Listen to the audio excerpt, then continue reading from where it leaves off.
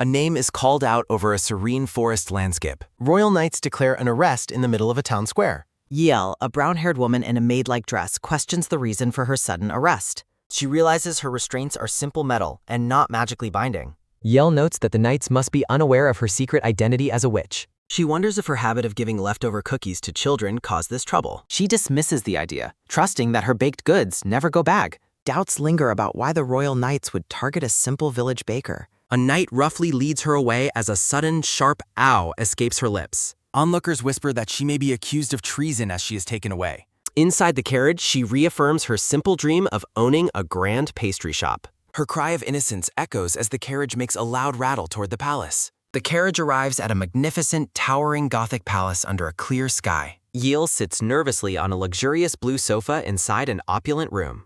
The hallway is filled with gold trim, ornate furniture, and fine portraits. A sharp, nervous gulp follows as she realizes the impossibility of her situation. She contemplates the futility of trying to escape through the palace's grand halls. A stunningly handsome black-haired man appears amidst a backdrop of blooming roses. Yel is momentarily dazed by the man's striking and elegant appearance.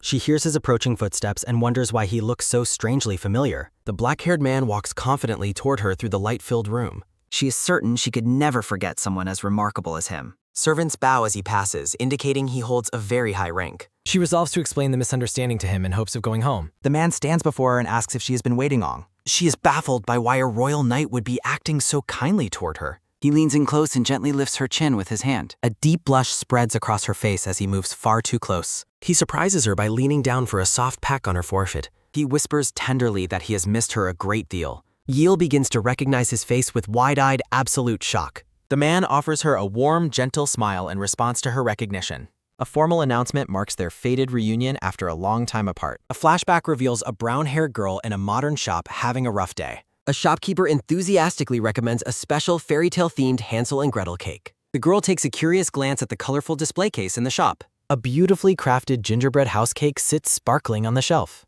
The girl recalls her childhood longing for a real house made of sweets. She gasps at the expensive price tag but decides she must have it. After returning home, she quickly gobbles up the entire cake. She suddenly awakens in a strange bed as a blonde-haired line. Startled, she questions her unfamiliar clothes and rushes to find a mirror. She stands before a vanity, processing the shocking reality of her new body. Life without modern technology and food flavorings proves difficult as a bird lets out a soft chirp. She accepts that as an orphan in her past life, no one would miss her. She has become Yel Frank, the beautiful and mysterious witch of the forest. Despite her beauty, she preferred a quiet, secluded life away from others. Her cozy cottage sits isolated deep within the lush green woods. She spent her days pursuing her only hobby of baking bread and cookies. Her ultimate goal was always to fulfill her dream of becoming a master pastry chef. She marvels at her dream's success. Flour and sugar fill her days. A literal mountain of sweets remains. Selling them nearby is too risky. She ponders her next move carefully. A sugary architectural idea suddenly strikes. She drags the heavy cookies into place. The candy masterpiece is finally complete. Tears of pride for her craft. She vows to cherish it forever. A sudden rumble from her stomach sounds. A firm clonk echoes as she hits herself. Routine shopping becomes a necessity now. Cloaked and cautious, she heads out. She finds two children eating her home. Absolute fury boils over the damage. Hansel tells Gretel to take it slow. A witch watches them from the shadows. The pair continues their gluttonous feast. She questions if she's divine. Fairy tales become reality before her. She finally understands the witch's anger. The structural damage is truly heartbreaking. Anyone would be furious with them. She struggles to maintain her composure. Hansel stands protective over his sister. Gretel calls the cloaked woman ugly. She scolds them for eating property. Hansel admits they have no parents. She recalls their tragic backstory cropply, their scruffy appearance and bruisey sew. Anger shifts toward their former abusers. Hansel demands she stay far away. She clarifies she only eats pastries. Gretel remains wary of her identity. She insists witches aren't human eaters. A stern warning follows a sigh. The repair job looks incredibly daunting. Sunset arrives as the group lingers. She offers them shelter from tonight.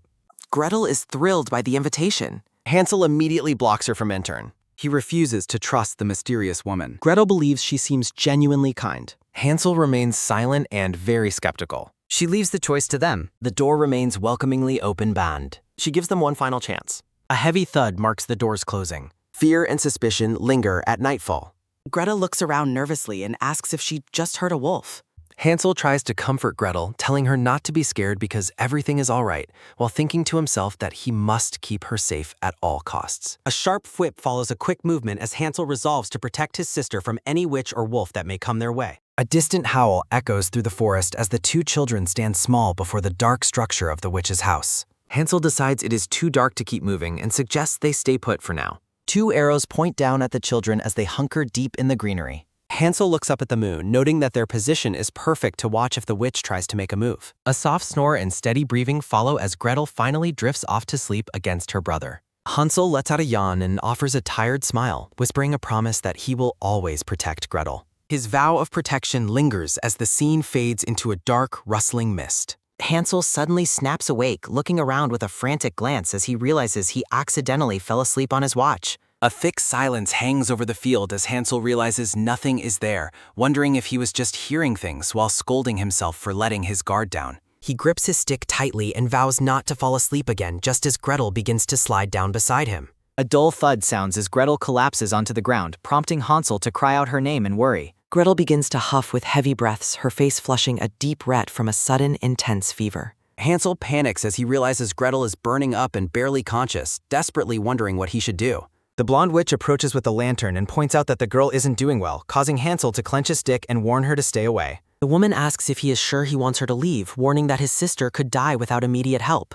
Hansel remains silent, his eyes welling with tears as the weight of the situation hits him. The witch explains she has the medicine the girl needs and asks the boy what he wants to do.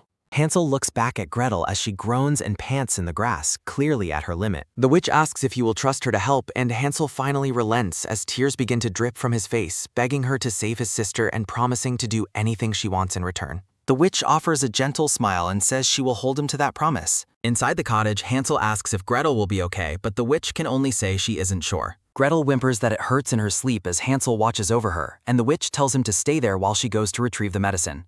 She spots a container and thinks to herself that she has found exactly what she needs.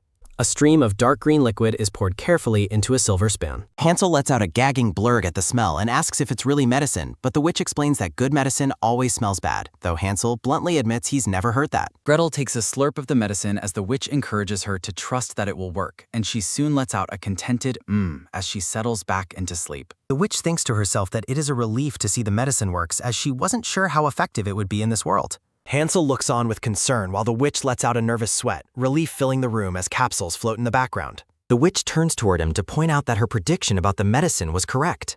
Hansel huffs with relief and thanks God as his anxiety finally begins to drain away. Hansel tries to claim he is fine, but a sudden cough gives him away, and the witch insists he take some medicine as well. She orders him to open up and say, pointing out he can't protect Gretel if he's sick, and he soon lets out a disgusted blur at the foul taste. Hansel thinks to himself that the taste is just as horrible as he expected from a witch. The witch instructs the boy that he and his sister should sleep separately for the night.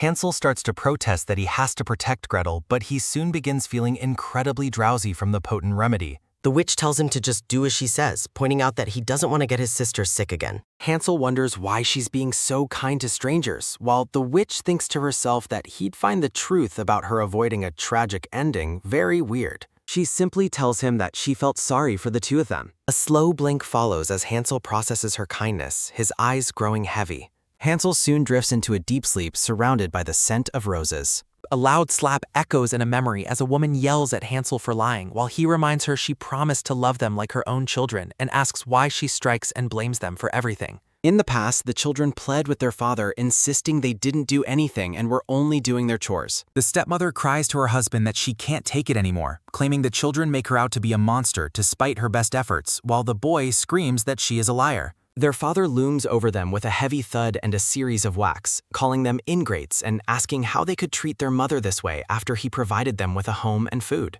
The stepmother coldly declares they are no children of hers and orders them to get out of the house immediately. A final bitter thought remains about how their father could ever trust such an evil woman over his own children. Hansel lets out a small, pained whimper in his sleep as the nightmare continues to haunt him. The blonde-haired woman notes that the boy's fever has finally broken, but she is taken aback when he mutters in his sleep for her not to touch him, leaving her wondering if he was speaking to her. She pities the poor thing.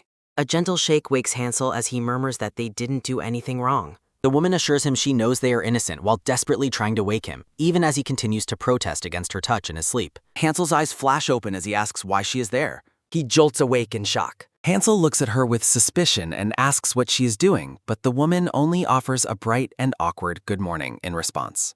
Hansel remains suspicious while she regrets her social blunder. She nervously asks if he is feeling all right. She notes he was having a nightmare. She worries about hitting a sore spot. The woman offers a sincere apology for her prying and tells the boy that he doesn't have to answer her question if it makes him uncomfortable. Hansel claims he doesn't mind. She asks if he wants breakfast. Hansel tries to refuse, but the woman excitedly talks over him, insisting he must be famished and telling him to wait while she gets yesterday's leftover soup. She walks across the window floor. Hansel begins tidying up a blanket. The woman is impressed by how tidy he is. She finds his helpfulness extremely adorable. Hansel looks on with confusion. The woman hums happily to herself while preparing the soup, glad she made a large batch the day before. A polite offer for help, Paula's. The woman notices Gretel peeking from the hallway and suggests that both children go wash up before eating. She asks if the clothes fit. Hansel stands humiliated in the press. The woman realizes Hansel is wearing Gretel's dress and points out that his own clothes were right next to hers, causing the boy to blush furiously in embarrassment. Hansel sprints away to change his clothes, but the woman calls after him, jokingly asking him to put the ribbon back on or even wear it forever. The children announce they are dressed and ready to help. They stand together in new coats. The woman is overwhelmed by how sweet they look and asks them to strike a pose before catching herself and awkwardly telling them that breakfast is ready. As they sit down for a meal of bread and soup, Hansel thanks her for everything despite finding her strange, while Gretel expresses her love for her new dress. The children eat with intense ferocity. She pities their obvious hinder. A clean bowl remains after breakfast. Hansel points out food on Gretel's face. They ask about her mysterious favor. She smiles brightly among the roses. She recalls they are her killers. She only wants a peaceful life. Hansel is shocked by her request. A quick scrape sounds as she confirms she wants nothing else and promises to take them back to the village once the dishes are done. Gretel excitedly volunteers for the task. The woman declines their help, explaining that she doesn't like making young children do work. Hansel rises to insist on helping, but the woman firmly reminds him that he is just a little kid himself. Hansel sulks at being called a kid. A bundle is prepared for departure. Hansel asks what is in the bag while Gretel sniffs the delicious smell of bread, and the woman explains she packed food and money for their journey. They find a bag full of gold. She tells them to stay safe. A clear blue sky signals change. The blonde woman tells the children they can return home in about a month when their stepmother is gone, promising them a happy ending. The children question what a happy ending is, and the woman explains it means everything will work out, urging them along as they have a long way to go. A series of bustles sound as the group arrives at a lively, crowded village filled with people. A tight squeeze of a hug follows as the woman says a tearful goodbye to the two children. A polite bow follows as the children wave goodbye while the woman watches them depart toward the village houses. Returning to her cottage, the blonde woman thinks to herself that the house feels incredibly empty without the children. She admits to missing them already, but tries to compose herself, believing that being on their own is what is best for them. A memory of Gretel pleading for the witch to help them flashes through her mind as several huffs of exertion sound. Panels of the children's cold-eyed father and their cruel stepmother fill the frame. Hansel looks around cautiously as Gretel holds onto their precious bag of gold while they hide in the brush. A heavy thud sounds as the children realize the bag of gold pieces is a significant weight to carry. Hansel thinks about their past vandalism and theft involving the gingerbread house. Hansel stands with his back to the viewer against a cloudy blue sky. Gretel whimpers to her brother that she is feeling very cold. A comforting squeeze follows as Hansel takes his sister's hand and suggests they look for an inn. They find themselves standing outside the door of a modest wooden building. The innkeeper with the mustache joyfully informs the boy that a room for the week will cost 200 gold pieces. Hansel is visibly shaken and angry, realizing that the price is a complete and utter ripoff. Despite the high price, they end up getting the room, and the innkeeper tells them they will be staying in room 203. A thoughtful sounds as the innkeeper rubs his chin, clearly plotting something suspicious.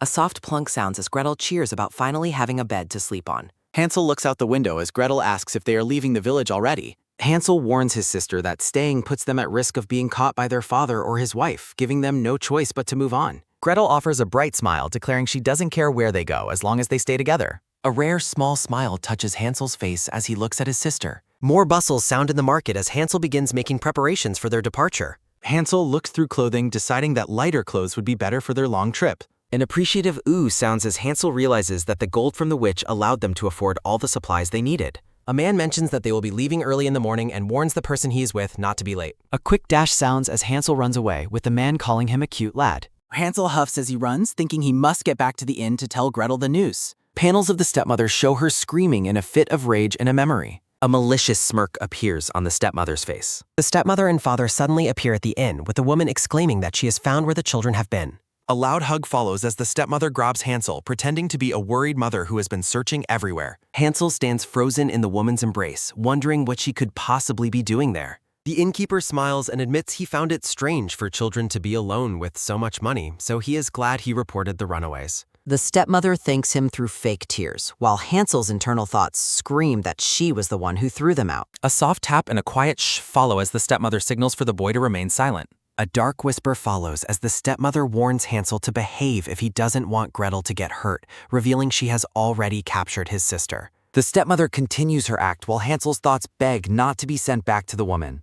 A heavy step sounds as the stepmother leads the children away, leaving Hansel to wonder why she wants them back now. Despair fills Hansel as he thinks they were only one day away from being truly free. A series of rattles sound as a carriage carries Hansel through the forest while the boy worries about Gretel's safety. A painful strain follows as Hansel tries to pull against the ropes binding his hands behind his back. Hansel recalls the blonde witch's various expressions, from her usual sternness to a relieved, meek smile. He wonders if the witch would really be able to save him as she protested. Sunlight filters through the dense canopy of trees. A sudden, deafening crash and a pained cry sound as the carriage is violently interrupted.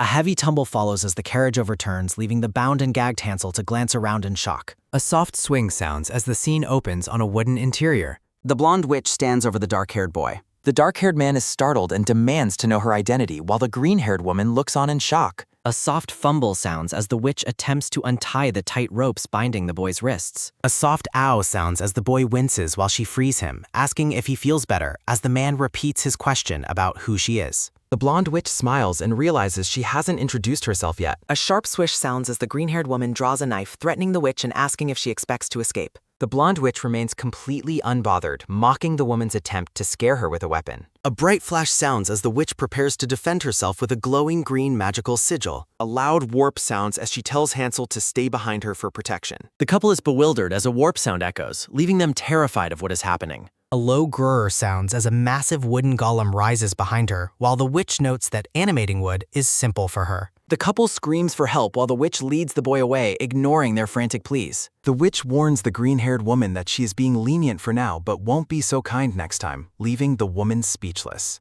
With a cold grin, the witch asks if she would prefer a more serious demonstration of her power. The woman shakes in terror and thanks her for the mercy as the witch orders her to stay away from the children and keep her true nature a secret.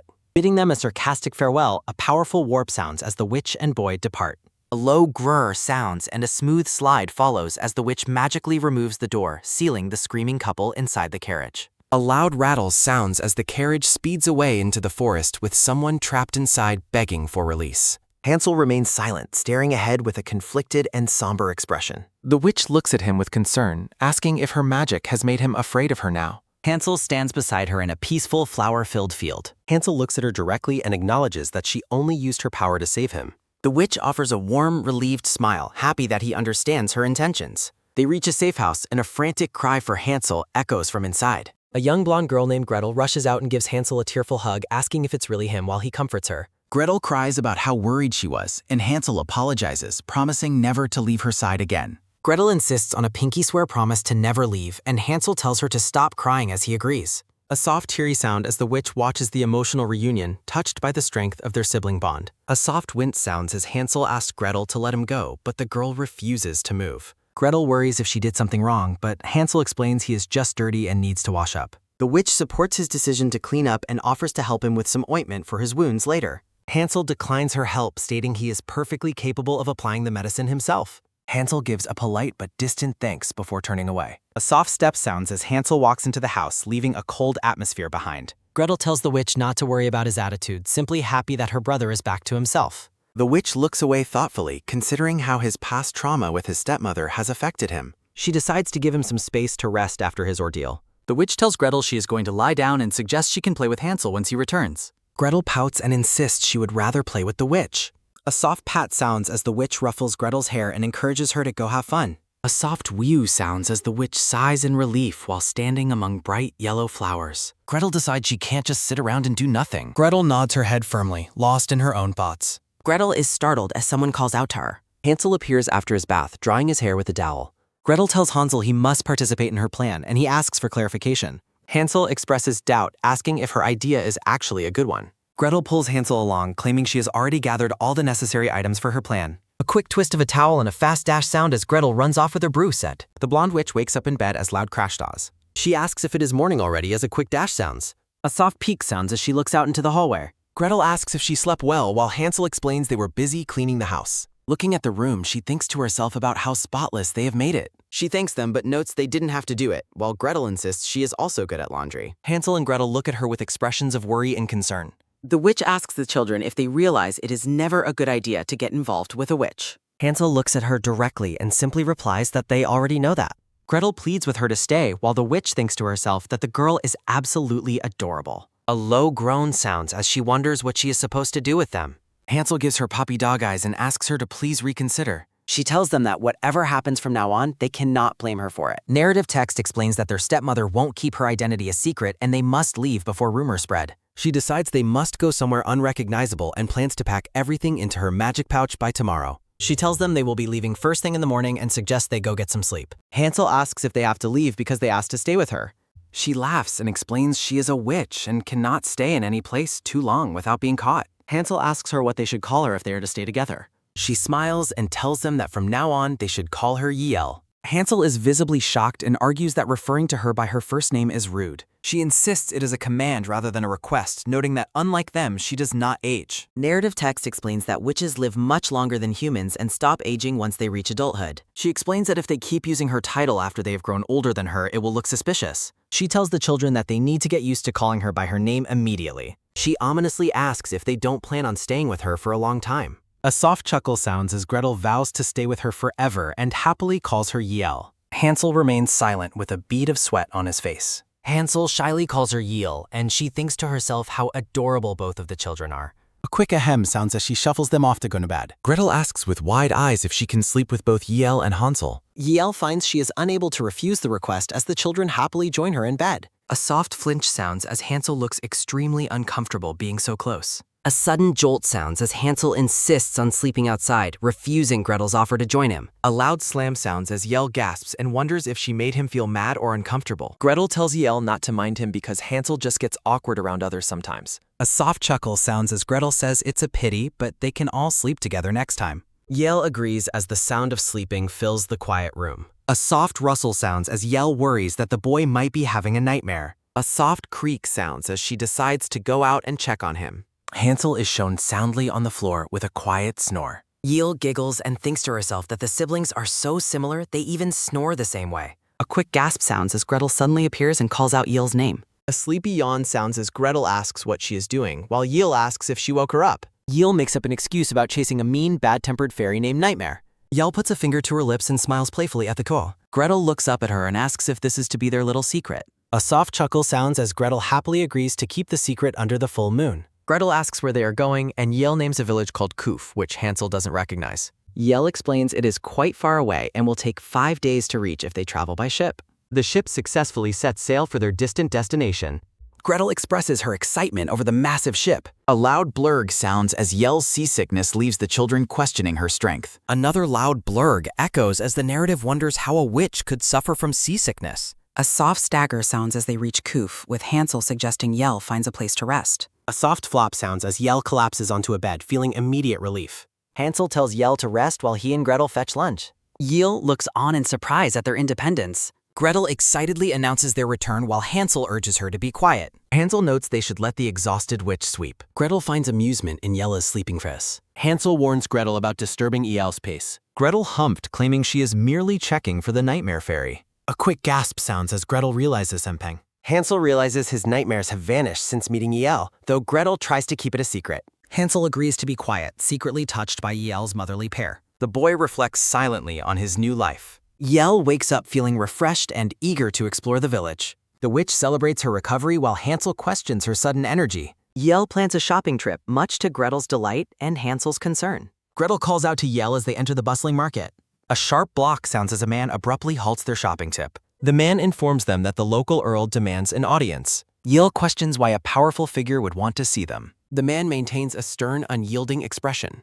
A soft gulp sounds as Yel feels a growing sense of unease. The man confirms his demand with a sinister smirk. Gretel trembles in fear while Yell demands clarification on who exactly the Earl wants. The man reveals the Earl's predatory preference for blondes, leaving Yell horrified for Gretel. Hansel tries to defend them, but Yell whispers for him to be patient and agrees to go. The man laughs at Yell's apparent compliance. The narration reveals the dark truth about Earl Kyan's greed and cruelty as they approach his castle. Earl Kyan greets the sisters with a repulsively greedy gaze. The Earl demands to know their names as they stand before him. A soft glance sounds as Yell realizes the room is less crowded, though she remains cautious. Hansel hurls insults at the Earl while Yell worries that his captivity prevents her from using magic. Yell begins to answer the Earl's question. Yell provides ridiculous fake names, leaving the Earl completely speechless. Infuriated by the absurd names, the Earl renames them with equally silly titles. Gretel humped, agreeing that the Earl's chosen names are absolutely terrible. Yell boldly mocks the man's character and status. A sudden jolt sounds as the Earl orders his guards to seize Yell. Hansel shouts a warning as Yell realizes the guards have finally released him. A bright flash sounds as Yell orders the children to duck while she readies her magic. A loud wham sounds as powerful magical vines toss the guards across the throne room. A powerful swoosh sounds as Yell's magic knocks the remaining enemies away. A quick dash sounds as the terrified guards scramble to lock the doors and call for help. A loud shudder sounds as Yell tells the children to make a desperate leap through the window. Gretel wailed in terror at the thought of jumping. A loud crackle sounds as Yell promises to protect them, urging them to trust her. Hansel lifts Gretel into his arms as they prepare to take a desperate leap into the garden while trusting Yell's instructions. A soft plunk sounds as the children land safely in the center of a giant yellow flower. Hansel emerges wearing a long dark robe, mentioning that he has never worn one before. A soft steam sounds as the group prepares to depart under a clear, starry night sky. Yell expresses how much she enjoyed the hot spring and offers to go buy everyone a cold drink. Hansel and Gretel eagerly agreed to accompany Yell on her end. A soft step sounds as Yell walks away, considering what to buy for Hansel until a stranger calls out to her. A white-haired man approaches Yell with a flirtatious question that she finds incredibly lame. Yell bluntly informs the man that she has company and asks to be excused. A sudden grab sounds as the man takes her wrist, questioning why she is ignoring his handsome face. Yell turns back with an annoyed expression, questioning why he is being so rude to a stranger. The man finds her feisty reaction intriguing, noting that they have never met before. A soft ha-ha sounds as the man smirks and admits that he likes her bold attitude. He continues his persistent flirting, urging her to join him regardless of who she is with. Yell firmly rejects his offer again, stating she must return to her companions. A quick turn sounds as Yell walks away, dismissing his attempts to charm her. The man stands there looking completely baffled by her rejection. A soft smirk sounds as the man realizes she is far from an ordinary girl. Narrative text explains that his silvery eyes sparkled with a dangerous intent for a brief moment. A sharp grab and whish sound as Yell pulls her arm away, demanding he not touch her while she reflects on her escape. The man notes with interest that she has successfully dodged him once again. Yell reflects internally on her urgent need to get away from the persistent stranger. She worries that acting too rashly might make her look even more suspicious to him. A voice suddenly calls out, assuming she was just going to get some juice. Yell looks back with a flat, awkward expression as she is interrupted by the children.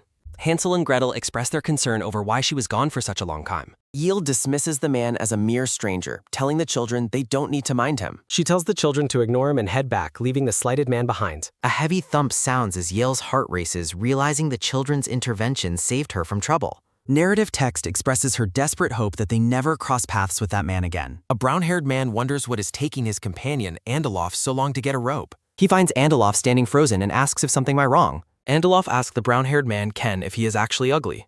Ken asks if he is trying to be annoying or if the question is some kind of joke.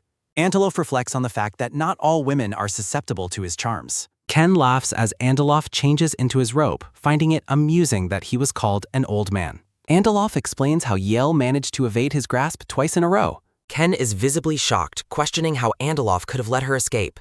Narrative text explains that Andeloff's greatest asset and defining trait was his incredible speed. A sudden pause sounds as the pair stops walking through the hallway. Ken pauses and thoughtfully questions the true nature of the girl they just encountered. Andeloff realizes he should have considered whether or not she was actually human. Ken asks Andeloff if he still has a certain wanted poster in his possession. Narrative text confirms their decision to take immediate action, while someone laments missing the hot spring. A quick toss sounds as Andeloff throws things around while Ken scolds him for being messy. A soft crumple sounds as Andeloff notes a similarity in a paper while Ken protests his things being ruined. Yell thinks to herself that since the guards haven't arrived, the man must not know her identity yet. She expresses her deep frustration at having to leave the hot springs early because of the encounter. Narrative text explains they began preparations to leave the next day, purchasing food and winter clothes. Yell asks Gretel what she wants while Hansel tries to stop his sister from asking for too much. Yell finds a yellow rose hairpin cute and certain it will suit Gretel, deciding they must buy it. A soft hop sounds as Gretel joyfully thanks Yell while Hansel observes that his sister is unstoppable. Yell happily tilts her head and offers to buy something for Hansel as well. Hansel politely declines the offer, but Yell warns him that she will buy everything in the shop if he does not choose one item. Yell looks over a shelf of goods and threatens to purchase the entire inventory, though the narrative notes she is lying, prompting a shocked response from the boy. Hansel looks down thoughtfully and asks if he can have a specific item. Yell notices the wooden sword he pointed to and asks if he actually knows how to use one. Hansel explains that his father, who used to be a royal knight, taught him a little bit about swordsmanship. The narrative notes the father and son must have been close, as a shopkeeper announces the total is 150 gold pieces, prompting Yell to ask for a discount. Yell and Hansel walk down the street carrying numerous bags as the boy asks if they finally have everything they need. Yell considers the next step of their journey and wonders if they should start looking for a wagon. Hansel carries his new wooden sword as Yell asks if it is too big, but he confidently claims he will grow into it soon. Yell watches a street performer with wide eyes and marvels at the fact that people busk in this world too. Hansel asks if she likes the performer, and when she admits she likes the performance, he assumes the man is her type. A quick glance sounds as Yell suddenly realizes Gretel has disappeared from their sang. Hansel spots Gretel watching a magician by a fountain and dashes off to get her while Yell warns him not to fall. A sudden grab and yank sound as Yell is abruptly pulled into a dark side alley. A heavy thud sounds as the silver-haired man pins Yell against the wall and flirtatiously greets her, much to her annoyance. The man claims he wants many things, but her face is his priority, leading Yell to call him strange for being into single mothers. The man looks at her with a calm expression and remarks that he did not think witches could conceive children with ordinary men. A soft slide sounds as Yell is shocked that he knows her true identity, while he asks if she really thought she could get away with her past actions. A quick slap sounds as Yell knocks his hand away and angrily calls his behavior her mouth went. The man smugly suggests that he might as well commit harassment if he is already going to be accused of it.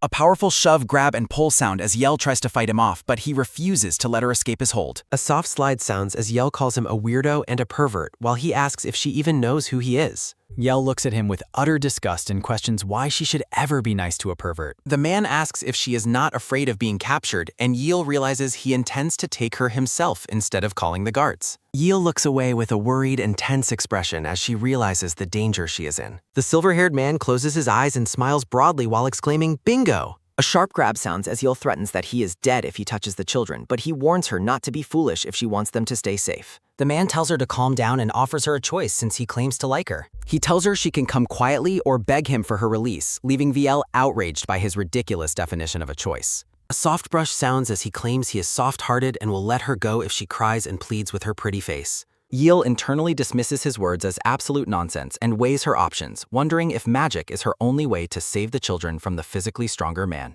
A massive kaboom and whoosh sound as an explosion rocks the alley, providing a distraction that allows Yell to escape with the children. Yell bursts into a building and frantically asks for the nearest clinic, stating that Hansel must be treated immediately. The doctor is shocked and asks how she is carrying 2 children alone while Yell huffs and explains she was in a rush. The doctor explains that the boy's shoulder was dislocated and has been reset, but he has swollen wrists and needs plenty of rest. A soft flinch and sound as Hansel wakes up in a bed looking pale and in pain. A quick dash sounds as Gretel runs to the bedside while Yell asks the boy if he is finally awake. Yell asks Hansel if he is in a lot of pain and offers him more medicine to help him feel better. Hansel looks up with tears in his eyes, appearing vulnerable and exhausted. A soft sit sounds as Yell comforts the boy, praising his strength and telling him he will get even stronger as he grows. Yell looks down with a gentle smile and promises to keep both children safe until they are grown. A soft chatter sounds in a tavern as Ken asks Andalof in disbelief if he really just let the witch go. Ken stares in total disbelief and asks why he would do that when the reward for her capture was 20,000 gold pieces. Andalof leans on his hand and remarks that Yell was cuter than expected, especially when angry, and claims it would be no fun to catch his prey so soon.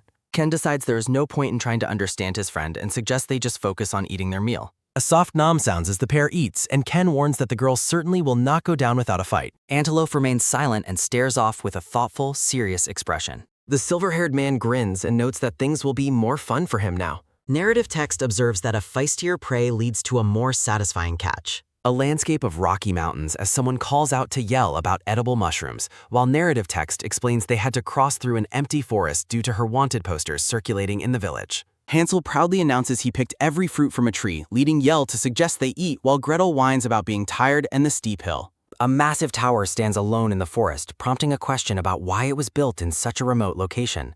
Yell's eyes go wide with wonder as she breathes a soft wow.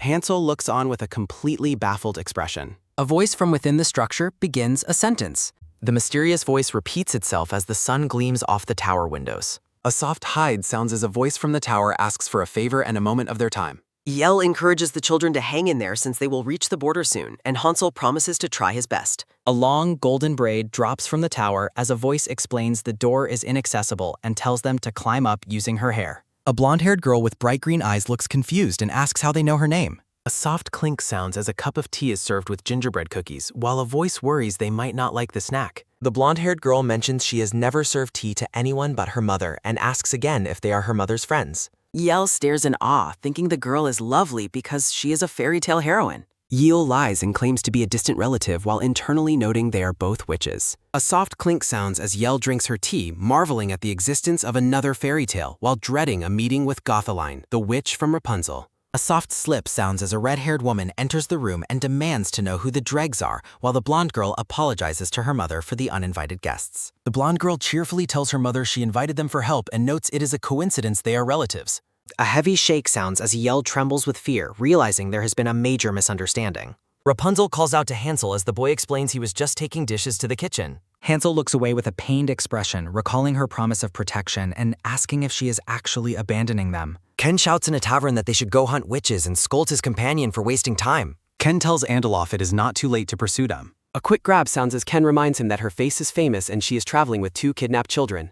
Andaloff calmly states the kids were not kidnapped, prompting Ken to ask what they were doing with her. Ken asks if he is being toyed with, while Andaloff teasingly refuses to tell him the truth. Ken yells that they are finished while he walks away, but Andaloff laughs and claims he is just kidding. Hansel sits in silence, looking lost in deep thought. The blonde-haired girl offers cookies to Hansel, who politely refuses while Gretel eagerly asks for one. Narrative text explains that things became awkward with Hansel as Yell tries to explain she is protecting them in her own way, while the boy asks why she cannot just stay.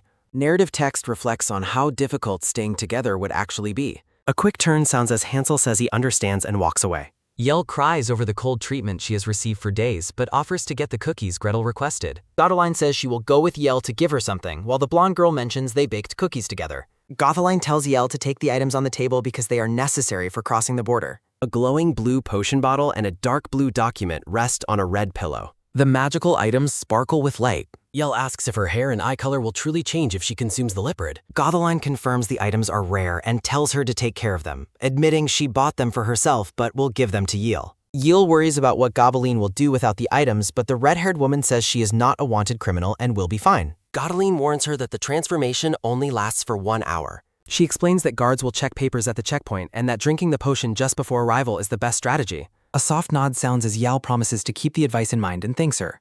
Godeline asks if they are leaving the next day, and Yell confirms they want to cross before winter to avoid causing more trouble. A soft sniff sounds as Yell becomes emotional and starts to tear up. A loud ugh, ack, and wah sound as Yell wails that she will miss Gotheline while the red-haired woman tells her to stop being so sappy. Outside at night, Yell continues to cry while Gotheline tells her to go to sleep since they have a long journey ahead. A quick grasp sounds as Gotheline holds her hand and offers a final, gentle farewell. The group exchanges partings as the children wave goodbye to Rapunzel and Gotheline. A lone figure stands upon the ridge. Within a bustling town, a man ignores a peddler's insistent attempts to gain his attention.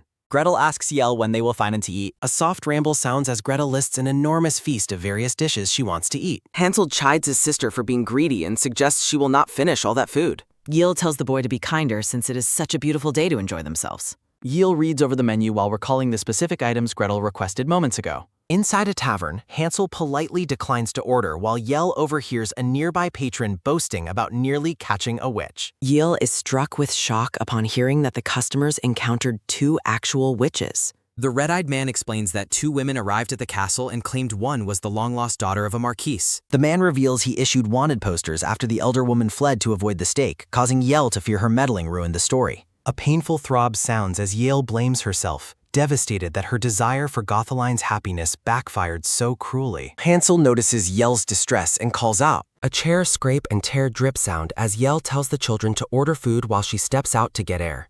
Hansel watches her leave with deep concern. The boy solemnly promises to wait there. Yell stands alone in a hallway berating herself for getting involved and inadvertently ruining the lives of those she tried to help. She wonders if Godeline hates her or if the pair found safety despite the chaos she caused. A quiet silence settles over the table. Gretel mopes over her food, noting that the meal tastes terrible without Yell at the table. A sudden rise sounds as Hansel decides he must go check on her while Gretel agrees to stay put. Hansel scolds his sister for talking with her mouth full as she mumbles her agreement. A floor creak sounds as Hansel approaches the room and calls for her. Hansel enters and asks if she's all right since the food is getting cold, but Yell dismisses him.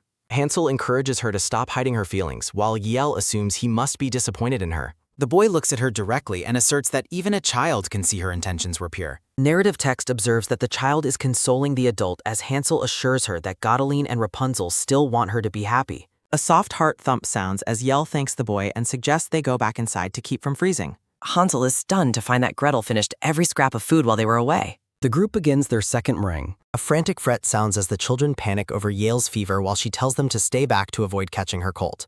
A pained groan sounds as Yell wonders if her illness is the result of standing out in the cold the night before. Gretel declares she will get the medicine, leading Yell to jokingly tell her to look after Hansel instead. Hansel leaves Gretel in the market square with the groceries while he runs off to find a pharmacy. Hansel asks the pharmacist for the strongest medicine available to treat a fever and a runny nose. The boy thanks the shopkeeper and adds up.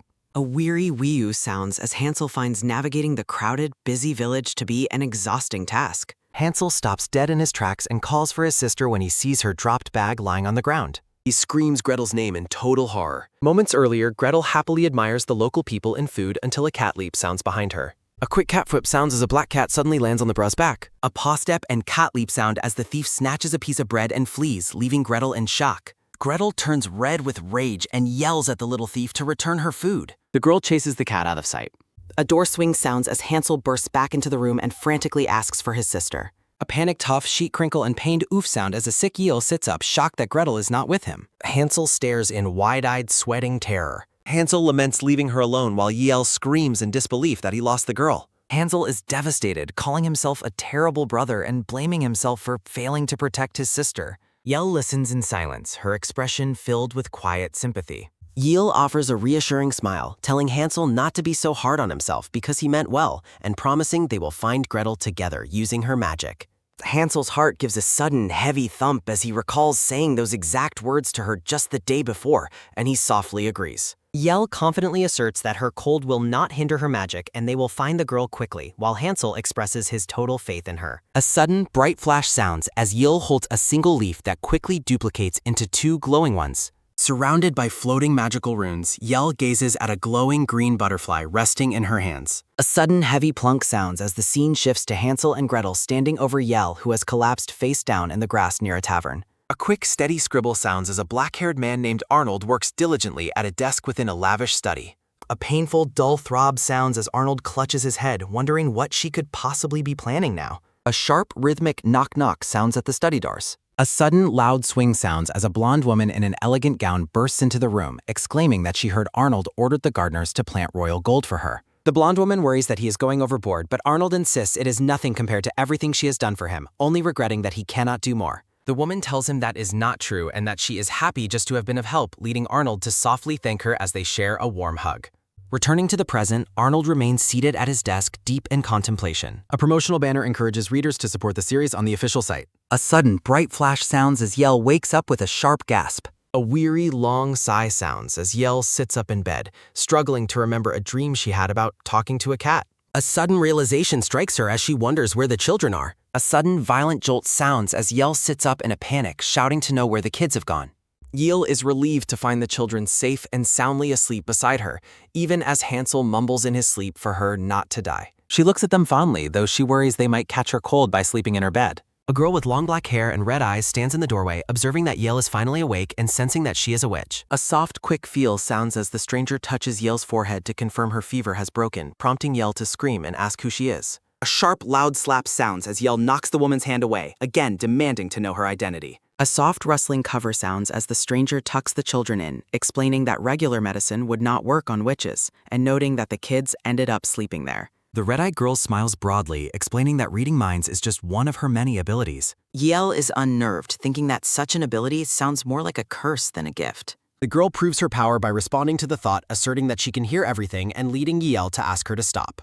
A frustrated, low groan sounds as Yell processes the bizarre situation. A quick, sharp turn sounds as Yell considers thanking her, but the red-eyed woman tells her there is no need. The stranger explains that the dark-haired boy already thanked her enough, and Yell realizes she means Hansel. Yell finds the constant responses to her thoughts to be incredibly creepy and tells her to stop. A light, teasing ah-ha-ha sounds as the woman points out that Yell has already started addressing her in her thoughts. The red-eyed girl sits among roses and recalls how Hansel got on his knees and begged her to treat Yell's illness. She tells Yell that she asked the boy if he had any pride, then pauses to ask if Yell knows how he responded. Hansel had told the woman that although it was hard to trust her, he would gladly swallow his pride for Yell's sake. A sharp, mocking snicker sounds as the woman marvels at how bold the boy was while asking for her help. Yell starts to express her gratitude for the help received. She recalls that the only ones with them before were the children and a talking cat. Yell carefully ponders the situation, noticing a striking resemblance between the stranger and the cat. A sudden loud bingo sounds as the woman confirms the cat was her, leading a shocked Yell to ask if she can shapeshift. A sharp, clear ahem sounds as the woman explains the cat is her true form and introduces herself as Rose Milliam. Yell is shocked by the surname, asking if she is related to the local marquise, but Rose calls him a scumbag and denies any connection.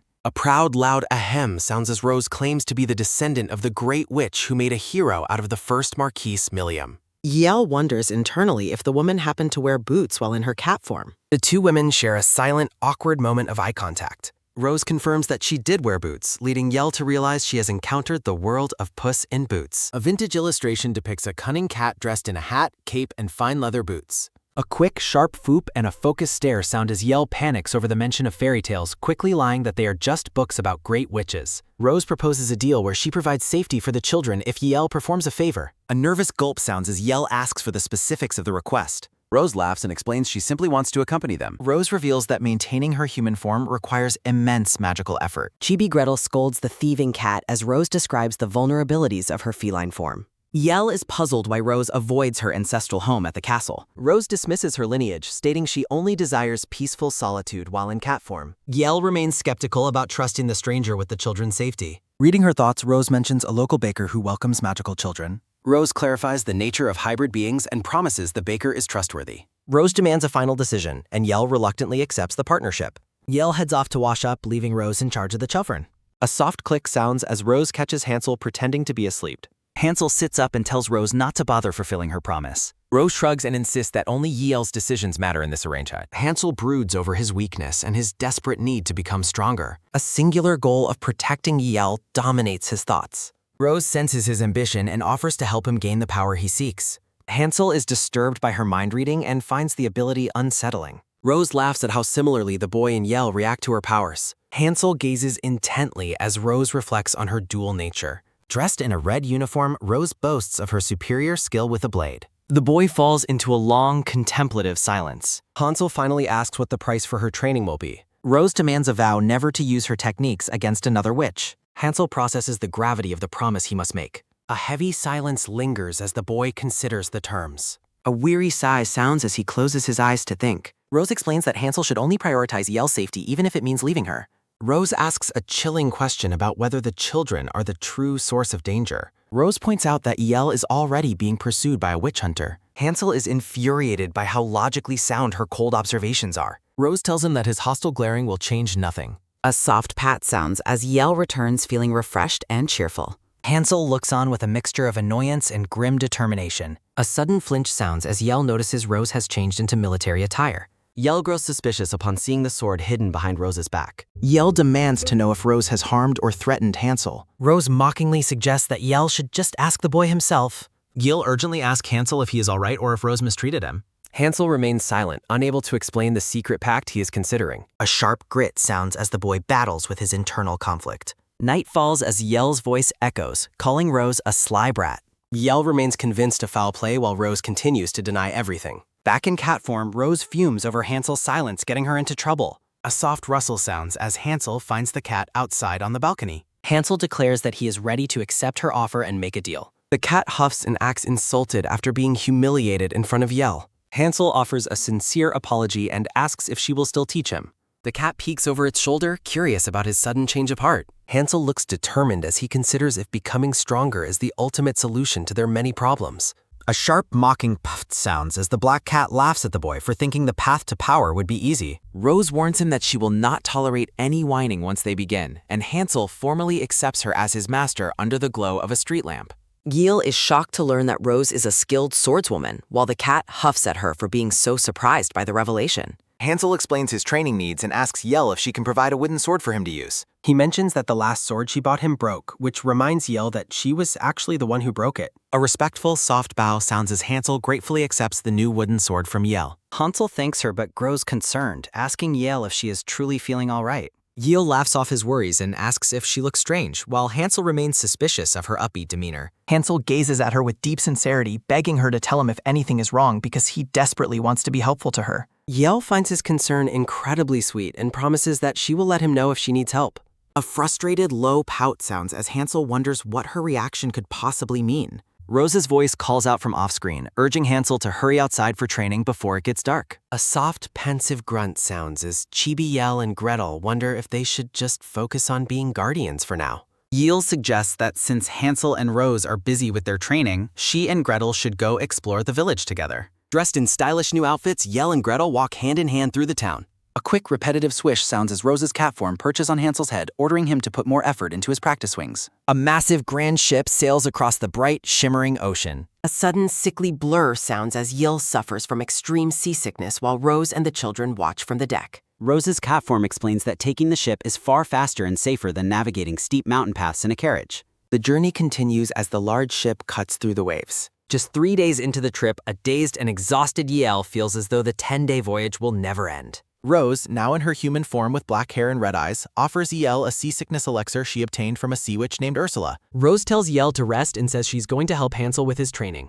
A heavy, rhythmic gulp sounds as Gretel encourages Yell to drink the medicine quickly. Yell is repulsed by the horrific taste of the potion, her face twisted in sheer disgust. Gretel eagerly asks how her friend feels and if the remedy is actually working. Yale declares that she feels perfectly fine and that the medicine was incredibly effective. A joyful Gretel offers to take Yell on a guided tour of the entire ship. Gretel describes the ship's night performances, but warns Yale to stay away from the areas the captain marked as off-limits. A mysterious voice greets a pretty lady as the camera focuses on a close-up of a green eye. Yale looks around nervously as the background becomes hazy and dark.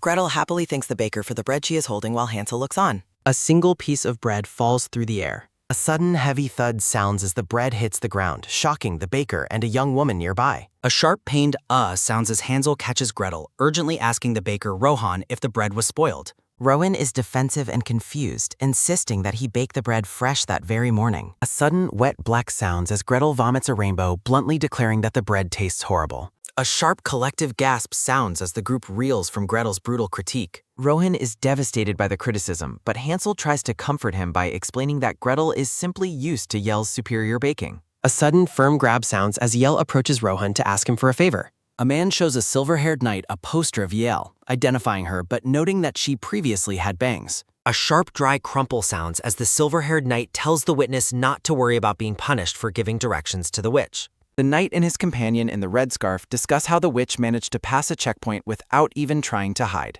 The knight stares intently, deducing that she must have used a dye potion to disguise herself. They discuss how dye potions are usually too complex for most witches, suggesting their target is more powerful than they expected. A sudden sharp freeze sounds as a pair of brown boots comes to an abrupt halt on the stone path. The woman in the red scarf looks nervous, wondering how she should even explain the situation. She admits she is losing confidence in their ability to catch the witch as they stand outside a house in the snow. The silver-haired knight offers a chilling smile while standing before a backdrop of red spider lilies. A frustrated low pout sounds as the woman in the red scarf grumbles about her companion's irritating way of speaking. The silver-haired knight concludes that their target has crossed the border into Bullen and asks his subordinate for their next move. Standing side by side, the two companions look out over the quiet, snowy landscape. As snow falls over the village, they discuss a past scandal in Bullen where a noblewoman was banished after being accused of witchcraft. The woman in the red scarf considers the dark history of the place and notes that the witch likely wouldn't stay there for long. The silver-haired knight, Ken, stares at her with a piercing, silent intensity that makes the atmosphere feel heavy. A soft, repetitive pat sounds as Ken praises her research but mockingly reminds her of her past clumsiness while chasing a witch. A chillingly calm smile plays on Ken's lips as he prepares to give his subordinate a new directive. A quick, firm tap sounds as Ken signals his subordinate to pay close attention to his instructions. The woman in the red scarf is confused, gesturing wildly as she asks if she did something wrong despite her recent progress. Ken glares at her and tells her to leave immediately without making him repeat himself. The scene shifts to a grand wooden house as a voice reflects on the nervous excitement of baking after a long break. Standing before a floral backdrop, Yael smiles in her new dark dress with white lace trim. A low, anxious groan sounds as Yael admits that the pressure of having so many people waiting to taste her food is daunting. A sudden heavy thud sounds as a large potato falls to the floor near Yael's feet. Rohan, the baker, declares with zero hesitation that he will do anything to learn Yael's culinary secrets. The grand house stands under a clear blue sky as the terms of their deal regarding the children are finalized. Rohan enthusiastically agrees to take care of the children even if Yael doesn't teach him her recipes. Yael looks down with a pensive expression, feeling the weight of the upcoming tasks. She suddenly brightens up, filled with renewed energy and determination to succeed. In the kitchen, Rohan and the children are ready to help, though Hansel looks on with visible skepticism. The first step of the recipe begins with peeling and preparing several large potatoes. The group moves on to dicing a variety of fresh vegetables, including onions, carrots, and zucchini. Instructions are given to sauté the vegetables with oil and salt until they are perfectly cooked. The cooked vegetables are mixed into mashed potatoes and rolled into small balls for the final steps. A joyful rhythmic clap sounds as Gretel proudly shows Yael that she has already finished her portion. Hansel looks flustered and turns away, admitting he isn't finished with his preparation yet. Yael is surprised to see the lumpy creation Hansel produced, finding the odd shape quite unexpected. Hansel gazes at Yael with shimmering eyes, worriedly asking if his work is truly that bad. A heavy, sullen mood hangs over Hansel as Yael frantically tries to compliment his creative approach to the food. A cheerful ta-da sounds as the finished croquettes are revealed, including a few heart-shaped ones. Rohan beams with pride, explaining that he made heart-shaped pieces to make the dish more interesting. Yael tastes the croquettes and praises Rohan's frying skills, suggesting he could easily start selling them. Hansel stares silently at the two of them, his expression unreadable and cold. Rohan and Yael share a light-hearted, sparkling moment of mutual respect in the kitchen. Hansel turns away and begins to walk toward the exit, appearing completely done with the conversation. A sudden loud slam sounds as the door shuts forcefully behind the departing boy. Yael and Rohan are left standing in a sea of question marks, baffled by Hansel's abrupt departure. A soft, rhythmic scratch sounds as Rohan admits he feels that Hansel doesn't like him very much. Rohan points out that the boy hasn't spoken a single word to him since they first met. Yael reflects on recent events, realizing there has indeed been a palpable distance between Hansel and the baker. Rohan gazes at Yael with a worried expression, asking if she thinks they will ever be able to get along. Yael gives him a confident thumbs up and promises she will handle the situation and talk to Hansel. Narration explains that Hansel's intense training during the day left him exhausted and fast asleep before Yael could reach him. Tucked into bed, Yael resolves to speak with the boy first thing in the morning. A quiet, rhythmic dose sounds as Yael drifts off into a peaceful sleep. A sudden, heavy thud sounds from outside, shattering the silence of the night. A sharp, startled jolt sounds as Yael snaps awake, sweating and looking around in alarm. Armed with a broom and clawed in your nightgown, Yael prepares to confront whoever is making the noise. A soft, curious peek sounds as she cautiously opens the door to investigate the mysterious disturbance. Yael peeks through the door, spotting Hansel working alone in the kitchen. Noticing Hansel surrounded by ingredients, Yael wonders what he could be doing so late at night. She identifies the supplies on the counter as flour and fresh vegetables. A tired, rhythmic yawn sounds as Yael decides to leave him be and return to bed. The next morning, a voice calls out to Yael to look at the impressive shop. A pair of golden, heart-shaped croquettes shimmer with an appetizing glare. Rohan praises Hansel's natural talent and incredible progress, though the boy seems skeptical of the compliment. Yael is amazed by the perfect color and shape, telling the boy his work is professional. A soft, repetitive pat sounds as Yael praises Hansel's skill, much to the baker's comedic dismay. Hansel offers a rare, soft thank you while standing before a backdrop of blooming flowers. Yael realizes the boy stayed up all night practicing just to earn her approval. 5 days later, Rohan's new croquette business is officially up and running. A sudden, loud bustle sounds as customers clamor for different varieties of croquettes. Rose informs Yael that they have completely sold out of the cheese-filled croquettes. Carrying a fresh tray, Yael tells her friend she has already prepared a new batch. Hansel offers to fetch the items for her so she can focus on her other tasks. Yael feels overwhelmed by the mountain of cleaning and the endless orders. As the sun sets, the group finally announces the end of the workday.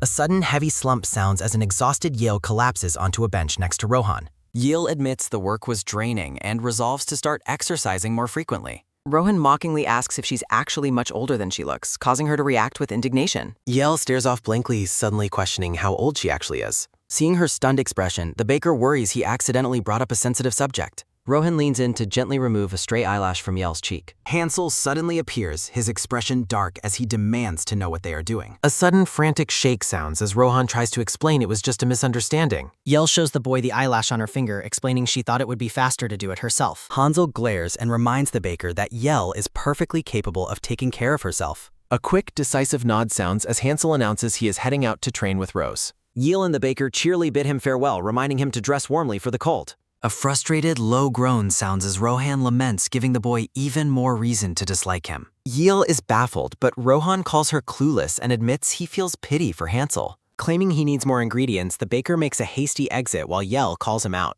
Against the twilight sky, a voice asks the young boy what is bothering him. Rosa's cat form notes that the boy has been acting strangely jumpy all evening. Looking flustered, Hansel asks to be excused so he can use the restroom. A sudden quick dash sounds as the boy hurries away under Rosa's watchful gaze. Indoors, Gretel works on her studies, focusing on how to divide a cake into thirds. Gretel calculates a division method that conveniently leaves the largest portion for herself. A sudden, soft wipe sounds as Hansel knocks on the door and asks to enter. Gretel is surprised to see him, questioning why he isn't outside practicing his skills. Hansel's request for a favor makes the young girl's eyes sparkle with excitement. Hansel instructs her to keep Yale away from Rohan, but Gretel defends the baker's kindness. He reveals his fear that Yale is planning to leave them behind with the baker permanently. Gretel falls into a shocked silence as the weight of his words sinks in. A sudden, firm clench sounds as Gretel silently processes the terrifying possibility. Filled with renewed resolve, Gretel vows to keep Yale away from the baker at all costs. Hansel heads back to his practice while Gretel promises to handle the situation. Walking down the hall, the boy wishes the baker weren't such a genuinely nice person. Hansel continues on his way, his face a mask of quiet contemplation and resolve. Rowan greets the children warmly, announcing that he brought back some gifts for them while he was out. Hansel points out that the baker has snow clumped in his hair and that it's getting everywhere. Yale watches them with a pensive look, wondering if the man did something to cause the children's strange behavior. She quickly dismisses the idea, though she remains deeply puzzled by their current attitude. A soft, rhythmic brush sounds as Rose adjusts her appearance and prepares for the day. Yale confronts her friend with a stern look, asking if she was the one who did something to Hansel. Rose breaks into a fit of laughter, mocking the blonde woman for being completely oblivious to what is happening right in front of her. Yale lets out a huff of annoyance, feeling frustrated that everyone is keeping secrets from her. Rose informs her that they will be departing soon and suggests that she should spend some time talking with the children. Looking around the kitchen, Yale is stunned to realize that 2 weeks have already passed since they arrived. Ken offers a chilling warning, reminding his companion that they must stay ahead of the witch hunter who is pursuing them. Yale stands in quiet contemplation, agreeing that they cannot afford to be caught under any circumstances. Narration explains that her plans to leave were suddenly thwarted by a massive snowstorm that buried her resolve. Outside the shop, Hansel shows off a snowman he built, but Gretel bluntly tells him that it looks silly. Indoors, Yale and Rose watch the heavy snowfall through the window as winter takes a firm hold. Hansel reassures a worried Yale that not even a witch hunter could make it through such a severe storm, causing her to smile with relief. The snowstorm continues unabated throughout the winter, marking the transition into a brand new year. Framed by a floral wreath, Hansel and Gretel stand together, showing how much they have grown over the winter months. Peering through the glass, Yale excitedly notes that the snow has finally stopped falling. She gazes at the wintry landscape with a soft, appreciative smile, finding the scene breathtakingly beautiful. Hansel looks at her with a gentle, supportive expression and quietly agrees with her observation. Yale turns to the boy with a bright suggestion, proposing that they celebrate the clear weather by visiting the church. She calls out for everyone to get ready, reminding the children to put on their warm coats for the outing. Narration notes that it is a local custom to visit the church and make a special wish at the start of every year. The group walks through the snowy streets toward a large building, eager to take part in the seasonal tradition. A sudden, sharp slip sounds, followed by a startled cry as Yale loses her footing on the icy ground. A quick, firm grab sounds as a hand catches Yale mid-fall, followed by a sudden, rhythmic swish of her cloak. Hansel catches her in a protective embrace amidst a backdrop of blooming flowers, asking if she is unharmed. Yale looks up at him with a startled expression, suddenly noticing a significant change in the boy. She realizes with shock that Hansel has had another massive growth spurt and is now much taller than her. Hansel gives her a teasing smile, telling her that he will only keep growing and she should stop treating him like a small child. Clad in a pink bunny-eared hood, Gretel calls out to them to hurry up so they don't miss their chance at the holy tree.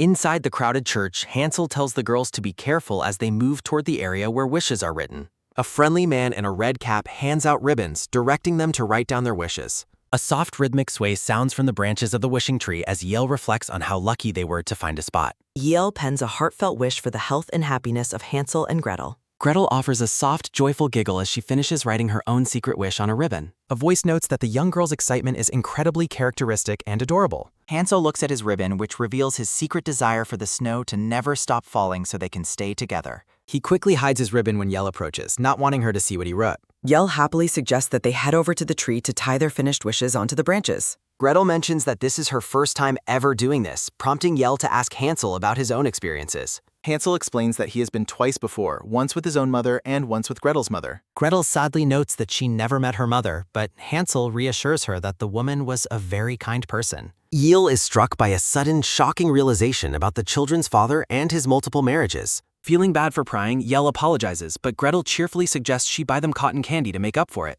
As they walk through the bustling market, Yell notes that many vendors have returned now that the weather has cleared. A sudden, rhythmic bam sounds as the group passes stalls filled with delicious skewers and freshly baked bread. Gretel lets out a series of happy giggles while holding a skewer in one hand and a giant cotton candy in the other. Yell watches the girl with a fond smile, gently warning her that eating too much might give her a stomachache.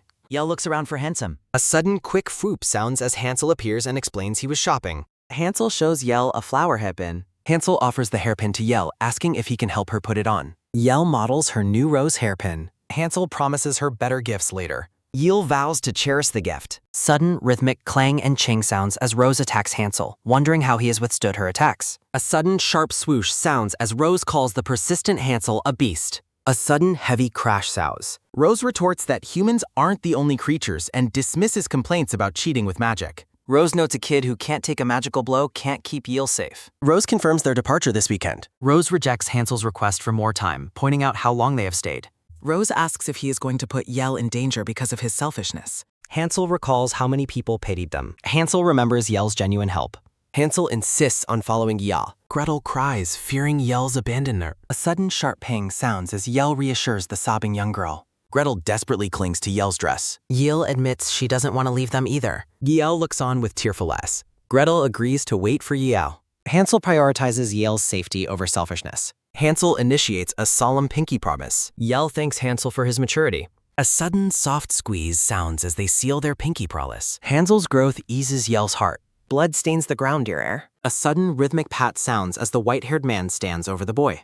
Ken lets out a disparaging hug. The boy with the red scarf scolds Ken for attacking without verifying first. A sudden low groan sounds as Ken tells the pestering boy to head back. The boy worries that killing a fairy is a serious crime. Ken suggests cleaning it up, but the boy refuses to dispose of a body without reporting it. A sudden rhythmic pat sounds as Ken notes that watching a fairy murder is also a crime. Ken suggests the boy can accompany him to prison if you won't help clean up the mess. Regret fills the boy's troubled thoughts. Customers flood the bakery once again. Yell collects payment while Rose asks for more cheese croquettes. Hansel delivers a bowl of croquettes. Yell laments the poorly timed busyness. Yell cheerily assists another customer. Customers discuss Princess Aurora's upcoming party. Yell's eyes widen at the name.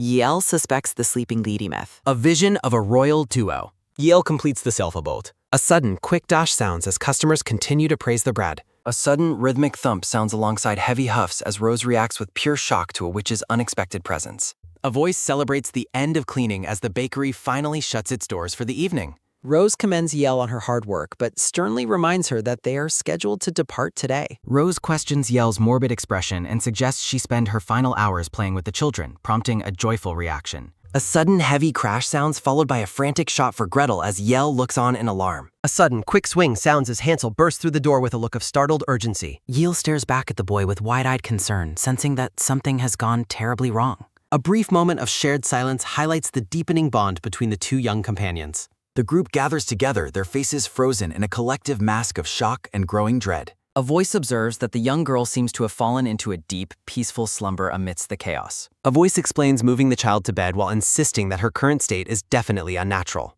Rose stares with intense focus, gripped by the realization of a terrifying and impossible situation.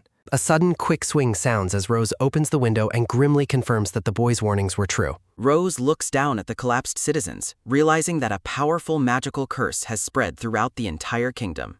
As Rose and Yell discuss the sleeping curse, Yell internally panics over how much the story is deviating from its original path. Rose explains that their status as witches protects them from the curse, which was previously suppressed by the kingdom's guardian fairies. A sudden, subtle glance sounds as Rose questions why the curse has suddenly broken free and spread so rapidly. Hansel stands in silent contemplation, his face reflecting a mix of confusion and mounting anxiety over the situation. A sudden heavy thud sounds as a customer collapses onto the table in front of Ken, who reacts with surprise. A soft, low mumble sounds as the sleeping man deliriously claims he is full while lost in his magical slumber.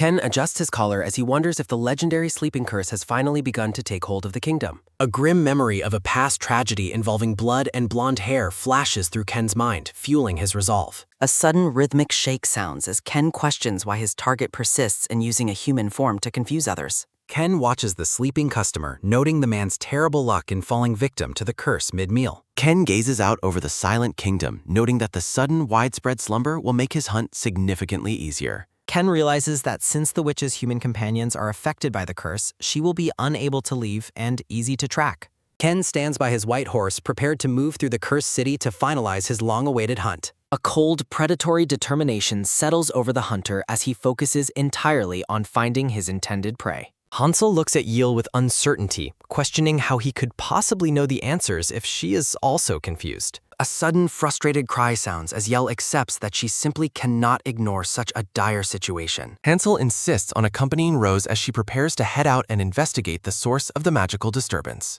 Yiel pleads with the others to stay behind, fearing that the magic-filled streets have become far too dangerous. A sudden sharp swoosh sounds as something moves with incredible speed through the open doorway. Yiel turns her head sharply with a look of shock, sensing an unexpected and sudden presence nearby. A series of sudden, heavy crashes and clangs sound as a frantic intrusion knocks items off the bakery counters. Two tiny fairies beg for help, much to the internal frustration of Yiel, who feels her plans being derailed once again. Fauna and Merryweather introduce themselves as the guardian fairies who have been suppressing the princess's curse until now. A sudden electric zap sounds as the fairies explain how the curse spread once their third companion, Flora, went missing. Merryweather reveals the tragic truth that Flora was actually murdered by a vicious silver-haired witch hunter. A sudden cold shiver sounds as Yiel realizes with horror that the dangerous witch hunter has already arrived in town. Rose suggests reporting the murder to the Magical Confederation instead, while secretly worrying that the hunter has tracked her down. A series of sudden soft pokes sound as the tiny fairy sadly admits that they lack any concrete proof of the crime. A sudden startled cry sounds as Fauna pulls on Rose's hair while defending her fellow guardian fairy from dismissal. Yiel stands before a glowing, intricate magical seal, feeling the immense weight of the kingdom's fate on her shoulders. A wave of crushing guilt washes over Yiel as she blames herself for the chaotic change in the fairy tale's course.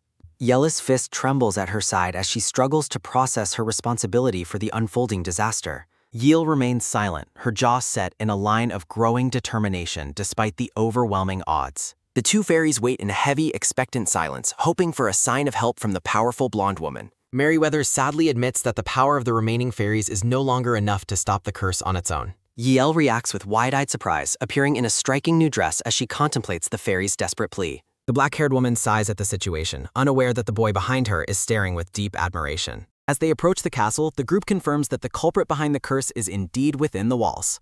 While they walk, they discuss how the captive prince is the only one capable of breaking the spell. Two small winged fairies flutter about as a lively energy fills the air. The black-haired woman agrees to the blonde woman's plan, hoping they can avoid a major confrontation. Passing through the outskirts of the town, Yiel expresses her guilt over leaving Hansel behind despite his pleas. Memories of the boy's desperate insistence on helping them flash through her mind. The black-haired woman firmly shuts down the boy's request, reminding him that humans have no place in a magical battle. A sudden, sharp clench of a fist follows as Hansel vows to become strong enough to protect Yiel. They finally arrive at the massive castle where the witch is said to reside. A quick swish sounds as the blue fairy mocks the witch's foul presence, though the others seem distracted. Rose snaps at Yiel to stop freezing up and move toward their goal. A loud bang echoes as they kick open the doors to the inner sanctum. Standing before them is a horned witch holding a glass of wine, who greets Rose by name. Rose glares at the woman with intense hostility. Yiel is stunned to realize the two know each other, while Rose grimly confirms their past acquaintance. Yiel notices the striking physical resemblance between the two women and wonders about their connection. The two witches trade insults about their mothers before the horned woman asks the purpose of the visit. Rose demands the curse be lifted immediately, citing the harm it has caused her friends and innocent people. The horned witch seems amused and skeptical at the concept of Rose having friends. She advises Rose that forming attachments to others is a mistake. The witch questions Rose's change of heart regarding humans, but Rose tells her to mind her business and do as she asked. A soft swirl sounds as the witch blames the fairies for the spread of the kingdom-wide curse. Rose angrily retorts that the blame lies solely with the one who cast the magic in the first place. Tension thickens in the stone hall as they face off. A sudden drop sounds as the horned witch lets her wine glass slip from her fingers. The glass hits the floor with a loud chatter. An ominous command to kill echoes through the room. The witch explains that the curse can only be broken through a life for a life, starting with the original target. She presents the choice of killing either the princess or herself, leaving Yell to realize diplomacy has failed. A blinding flash of magic erupts as someone shouts a desperate warning. The floor erupts with a loud crack as a dark spell impacts the stump. Shattered debris and mystical energy fill the area after the destructive blow. A heavy gulp sounds as Yell realizes the witch intends to kill them where they stand. Rose is taken aback by the suddenness and violence of the attack. The horned witch reveals she has read Rose's mind and knows their true plan. She points her staff forward, gathering more dark energy for another strike. The two companions realize they are in serious trouble now that their strategy has been exposed. A quick swish sounds as the witch fires another projectile, declaring her refusal to be stopped. Rose despairs as she realizes her plant-based magic is useless in a castle with no wood or trees. A deafening crack and crash sound as the witch's magic continues to tear through the massive stone room. Panting heavily, they take cover while Rose explains that the witch's magic is purely destructive despite her lack of physical strength. Rose grits her teeth, frustrated that she can't get close enough to strike. Yell peeks out from behind her cover, trying to find an opening. Her eyes widen in shock as something catches her attention. A loud swoosh sounds as dark magic freezes Yell's legs in place, prompting a cry from the shadows. Another violent crack sounds as the magic takes hold of the area. Hansel suddenly appears and catches Yell, frantically asking if she is unharmed. He confesses that his worry for her was so great that he followed them all the way to the castle. Yell yells at him for his recklessness, terrified that he has put himself in such grave danger. Hansel stands alone amidst a field of pale lavender flowers. Yell expresses gratitude for the boy's protection while doubting his ability to survive a witch. Rose suggests that Hansel might actually be the one to defeat Maleficent. Rose reveals that Hansel possesses a unique immunity to the witch's magic. Rose pauses for a moment as she considers the strange situation. Rose encourages the group to put their complete trust in the boy. Maleficent appears and mocks the idea that any mortal could survive her curse. A sudden swoosh sounds as magic is fired, followed by a sharp zap as Hansel is stopped. Hansel remains standing and appears totally fine despite the direct magical hit. Rose is triumphant, seeing her theory about his immunity proven true. Rose urgently commands Hansel to seize the witch's staff to stop her. Hansel prepares to move, promising to handle the task as requested. A quick dash and a loud crash follow as Hansel thuds into the witch and snatches the staff. A loud snap sounds as Hansel breaks the golden staff with his bare hands. The witch is stunned by his power and begins to fade away to escape. A soft poof sounds as she vanishes, leaving Rose to curse her for being a coward. The scene shifts as the magical pattern of the curse begins to dissolve. Narrative text explains that the princess and the kingdom have finally awakened from their slumber. Yell praises Gretel for her growth and promises to play after cleaning up. Rose watches the interaction with a neutral, silent expression. Hansel looks away, seemingly confused by everything that has transpired. A sudden thud sounds from inside the building as the scene transitions. Rose demands to know how an ordinary human can be immune to a witch's magic. Hansel admits that he doesn't understand the reason behind his immunity either. Rose decides to drop the subject for now and tells him to go rest. Rose teasingly calls him stupid for not knowing his own secrets. Yell enters the room in a pink dress and asks what they are talking about. Yell accuses Rose of bullying the boy, prompting a defensive retort from Russ. Hansel quickly defends Rose, claiming she wasn't doing anything wrong. Rose playfully yanks on the boy's hair while Yell warns she might hurt him. A loud crash sounds as someone yells that there is a major emergency. A man rushes in to warn them that guards are arriving to arrest them. Rose is visibly shocked by the news of the impending arrest. They wonder how the townspeople already know they are witches so soon after waking up. Rose huffs in annoyance, suspecting that someone must have tipped off the guards. The man offers to protect the children and tells the women to flee immediately. Yell pulls Rose aside and asks for a brief moment of privacy. Rose grumbles to herself about always being cast as the heartless one. Yell approaches Hansel for a quiet, final conversation before she leaves. Yell reaches out and playfully pokes Hansel on his cheek. Hansel is startled and confused by the sudden gentle gesture. Yell offers a warm and reassuring smile to the boar. Hansel remains silent, staring at her as the moment of departure nears. Hansel agrees to her request with a soft, genuine smile. A magical poof sounds as the group prepares to make their escape. Yell tells Rose to grab her broom so they can leap through the window. A soft swish sounds as the two witches take flight into the sky. Yell flies away on her broom, swearing that she will eventually return for him. Hansel watches her silhouette disappear into the clouds, missing her presence already. Hansel stands by the window with a look of deep contemplation on his face. The blonde girl flies her broom sick. A dark silhouette observes her escaping through the woods and notes she's chosen a location with an advantage. A map displays a route heading west through the forest and across the sea to cross the border. The blonde girl admits she had no idea they could cross so quickly and warns not to underestimate her. Seeing the ocean, she realizes they just need to cross the border to be safe. She cheers as they finally fly outside the border. Yell looks off to the sag.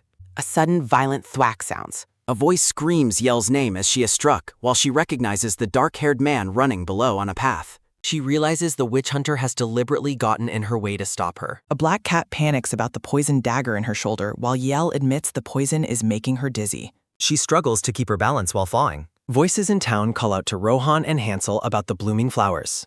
Gretel happily holds a bouquet of yellow flowers. A man asks Gretel why she picked so many flowers while walking with the black-haired boy. The man tells the girl she must care for the flowers at home, and she happily agrees. A voice suggests hurrying back to check on something.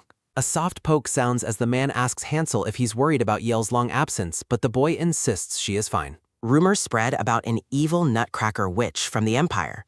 A heavy thump sounds as Hansel hears that the witch was reportedly killed by a hunter named Andalof. Someone dismisses the news as total lies. Narrative text explains that she had the same dream again about a man named Arnold. The dream involves a man named Arnold and a woman with lush blonde hair. A voice vows never to forgive anyone who stands in Arnold's way. A blinding flash of light accompanies a bloodstain on the wall, noting she would do anything for Arnold. Seasons pass while she remains devoted to a man who never once says he loves her. Her uneasiness grows as she wonders why he won't confess his love. She spiraled into doubt, wondering if he loves someone else instead. Her anxiety turns into an obsession as she orders Arnold to stay away from another woman. She cries and asks him if having her isn't enough for him. Arnold looks away in cold silence. Arnold tells her he is leaving as she tries to stop him. He tells her he doesn't want to see her for a while and warns her not to follow. The blonde girl sits alone in despair. He never returns, and she begins to lose her radiance as he refuses to see her. Suffering from insomnia, she decides to take a walk. She wanders through a break garden. Her eyes widen in shock as she spots something. She calls out to Arnold upon seeing him. Arnold is walking with another woman in a lavender press. The dark-haired woman asks if the blonde girl is the one Arnold spoke of. The woman introduces herself as Arisa, while the blonde girl is furious that a stranger would address her so familiarly. Arisa claims Arnold is indebted to the girl and says she has been dying to meet her. A soft squeeze sounds as Arisa touches Arnold's arm, prompting the blonde girl to demand she get her hands off him. Arisa invites the girl to their wedding, leaving her in a state of shock. Arnold dismisses the girl as an old friend and tells Arisa she has no place at their wedding before leading her away. The blonde girl screams in betrayal, vowing never to forgive him after everything she did to help him. She swears to curse him for the rest of his life for his betrayal. Back in reality, the black cat shouts for you. The cat cries and asks Yell if she can hear him as she lies injured. Yell slowly regains consciousness while clutching her head in pain, wondering how long she has been asleep. A sudden soft sob sounds as the small black cat cries with relief, admitting it was terrified she was going to die. A sudden sharp pow sounds as the black cat delivers a kitty punch to the skeptical Yell, proving that she is truly awake. A sudden low mumble sounds as Yell realizes they are currently located in Ursula's cave deep beneath the sea. The black cat explains that Ursula was the one responsible for creating the medicine that cured Yale's severe seasickness. A tall, elegant woman with dark hair and a flowing blue dress observes that her patient has finally woken up. The black cat introduces the woman as Ursula and credits her with saving Yale's life. A voice expresses shock at the sheer potency of the deadly poison that Andalof had been carrying. A sudden cold shiver sounds as Yell realizes with horror that she has been in a deep coma for 2 entire years. The black cat corrects her, precisely noting that the coma actually lasted for 2 years and 3 months. Yell immediately panics about the children being worried and insists that she needs to return home right away. The black cat grimly informs her that even if she returns, the children will no longer be there. A voice explains that upon checking the house a few months ago, both the children and Rohan were completely gone. A sudden sharp jolt sounds as Yell learns that the children's stepmother was the one who tipped off the guards. A sudden rhythmic throb sounds as Yale clutches her aching head and curses the woman who betrayed the children. Ursula stands silently, her presence commanding attention as she looks down at the recovering girl. A sudden metallic ching sounds as Ursula demands to discuss the payment for her long-term medical treatment. Ursula points out that she must earn a living and demands compensation for the 2 years of constant care. Ursula suggests that the debt can be paid off through service, reminding Yale that she owes her very life to her. A sudden low chuckle sounds as Ursula notes that thanking a lifesaver with just words is quite rude. Yale shrinks back in fear, internally noting how incredibly intimidating the powerful woman has become. Ursula lists her efforts, including swimming to save her and providing food and board for the duration of her stay. A sudden electric hum sounds as a digital display flickers, giving Yell a very bad feeling about what comes next. Ursula declares that 10 years of service will be required to fully settle the massive debt. A sudden low groan sounds as Yell stands before her tall benefactor, overwhelmed by the daunting terms of their agreement. Yell decides to work for Ursula temporarily while planning to eventually escape and continue her search for the children. Ursula smiles and explains that Yell's primary duty will be gathering the specific ingredients needed for her various potions. A sudden heavy splash sounds as Yell struggles to figure out how she is supposed to retrieve a tooth from a shark. A sudden rhythmic flap sounds as Yell desperately apologizes while trying to pluck a feather from a hostile harpy. A sudden soft pat sounds as the black cat tries to comfort a sobbing Yell after her hair is ruined by a harpy attack. Yell wonders aloud why Ursula can't just use ordinary ingredients and questions who the legendary Arnia really is. The black cat dismisses Yell's complaints and tells her to direct her frustrations toward Ursula instead. A sudden heavy boom sounds as Ursula's voice echoes through the cave, demanding that the feather be brought to her immediately. Ursula commends her assistant on a job well done, while Yell reflects on how the tasks weren't actually life-threatening. A sudden loud creak sounds as Yell enters a guild office years later, hoping to hear any new information. A sudden soft rustle sounds as the guild employee explains they found a royal pair who closely match her descriptions. A report details a new emperor who took the throne 2 months ago and fits the profile of the person she seeks. Yell lets out a nervous laugh before cautiously asking for the official name of the new emperor. A sudden quick top sounds as the guild confirms the ruler is His Majesty Emperor Cade Marcian de Zel de Lafine. Yell looks down with a troubled expression, asking the guild to dig deeper into the identities of the royal family. The employee apologetically refuses the request, explaining that investigating the royal family is far too risky for their business. Narrative text explains how the ongoing witch hunts forced Yell to rely entirely on information guilds for her search. A voice laments the 4 wasted years and the loss of all her money while trying to find her lost companions. A sudden long woo sounds as an exhausted Yell collapses onto a park bench after a long day of searching. Yell gazes out over the city and worries that she might never be able to track down the people she lost. Yell's eyes widen as she spots a familiar dark-haired woman in the distance, identifying her as the children's stepmother. A sudden cold breeze sounds as Yell confronts the older woman, demanding that they have a serious conversation. A sudden quick turn sounds as the stepmother reacts with anger to being called an old bat. A sudden low grrr sounds as the terrified stepmother begs for forgiveness, admitting she was blinded by greed for money. Yell looks at the woman with a cold, piercing gaze, warning her that lying will have dire consequences for her life. The dark-haired stepmother explains that a mysterious black carriage suddenly took the children from the bakery one day. Yell stands before the stone buildings of the city, carefully weighing the honesty of the older woman's desperate confession. A sudden cold shiver sounds as Yell smiles eerily, reminding the woman that she was the one who betrayed her to the guards. A sudden sharp crack sounds as a massive bolt of lightning strikes the city buildings during a panicked scream.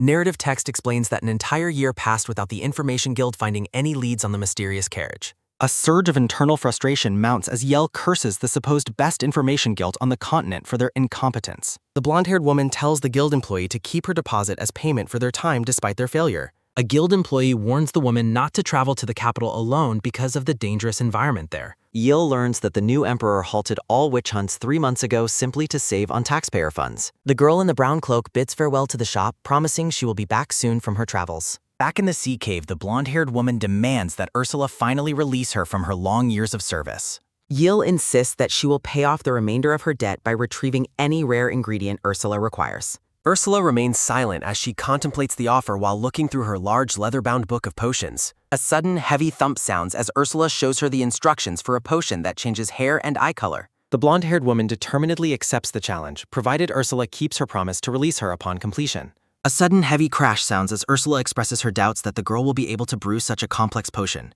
Ursula explains that the ratios are incredibly difficult and that she has never succeeded in making it herself. The small black cat watches the scene with a look of extreme skepticism regarding the girl's chances. A sudden triumphant cheer sounds as Yell presents the completed blue potion and demands that Ursula honor their agreement. Ursula reacts with wide-eyed shock at the impossible success while Yell immediately leaves to pack her things. A sudden quick thwack sounds as the girl accidentally knocks the cat aside while rushing to find the children. The black cat warns her that returning to the kingdom is still very dangerous, even if the hunts have stopped. A sudden soft rustle sounds as the girl shows off a potion that will dye her hair for an entire month. The black cat asks the girl how she expects to find the missing children in such a massive empire. The cat continues to question the girl's search strategy as they stand together in the underwater cave. The blonde-haired woman smiles with a look of predatory confidence while planning her next move. Yell declares her intent to become famous so the children will recognize her and come to find her instead. Narrative text explains that Yell returned to the capital immediately and began her new business selling fortune cookies. A woman with long brown hair manages a crowd of customers eager to buy her popular and tasty treats. The brown-haired woman tells her customers not to worry as she hands out fresh cookies from her basket. Narrative text admits that the woman didn't truly expect the children to find her just through the cookie's popularity. The brown-haired woman continues her busy day of selling treats while maintaining her new secret identity. The messages inside the cookies are revealed to be personal wishes that only her lost companions would understand. A young girl and a dark-haired boy read the hidden messages that reference their shared past and childhood dreams. Imperial guards suddenly interrupt the business and announce that the woman is under arrest by order of the emperor.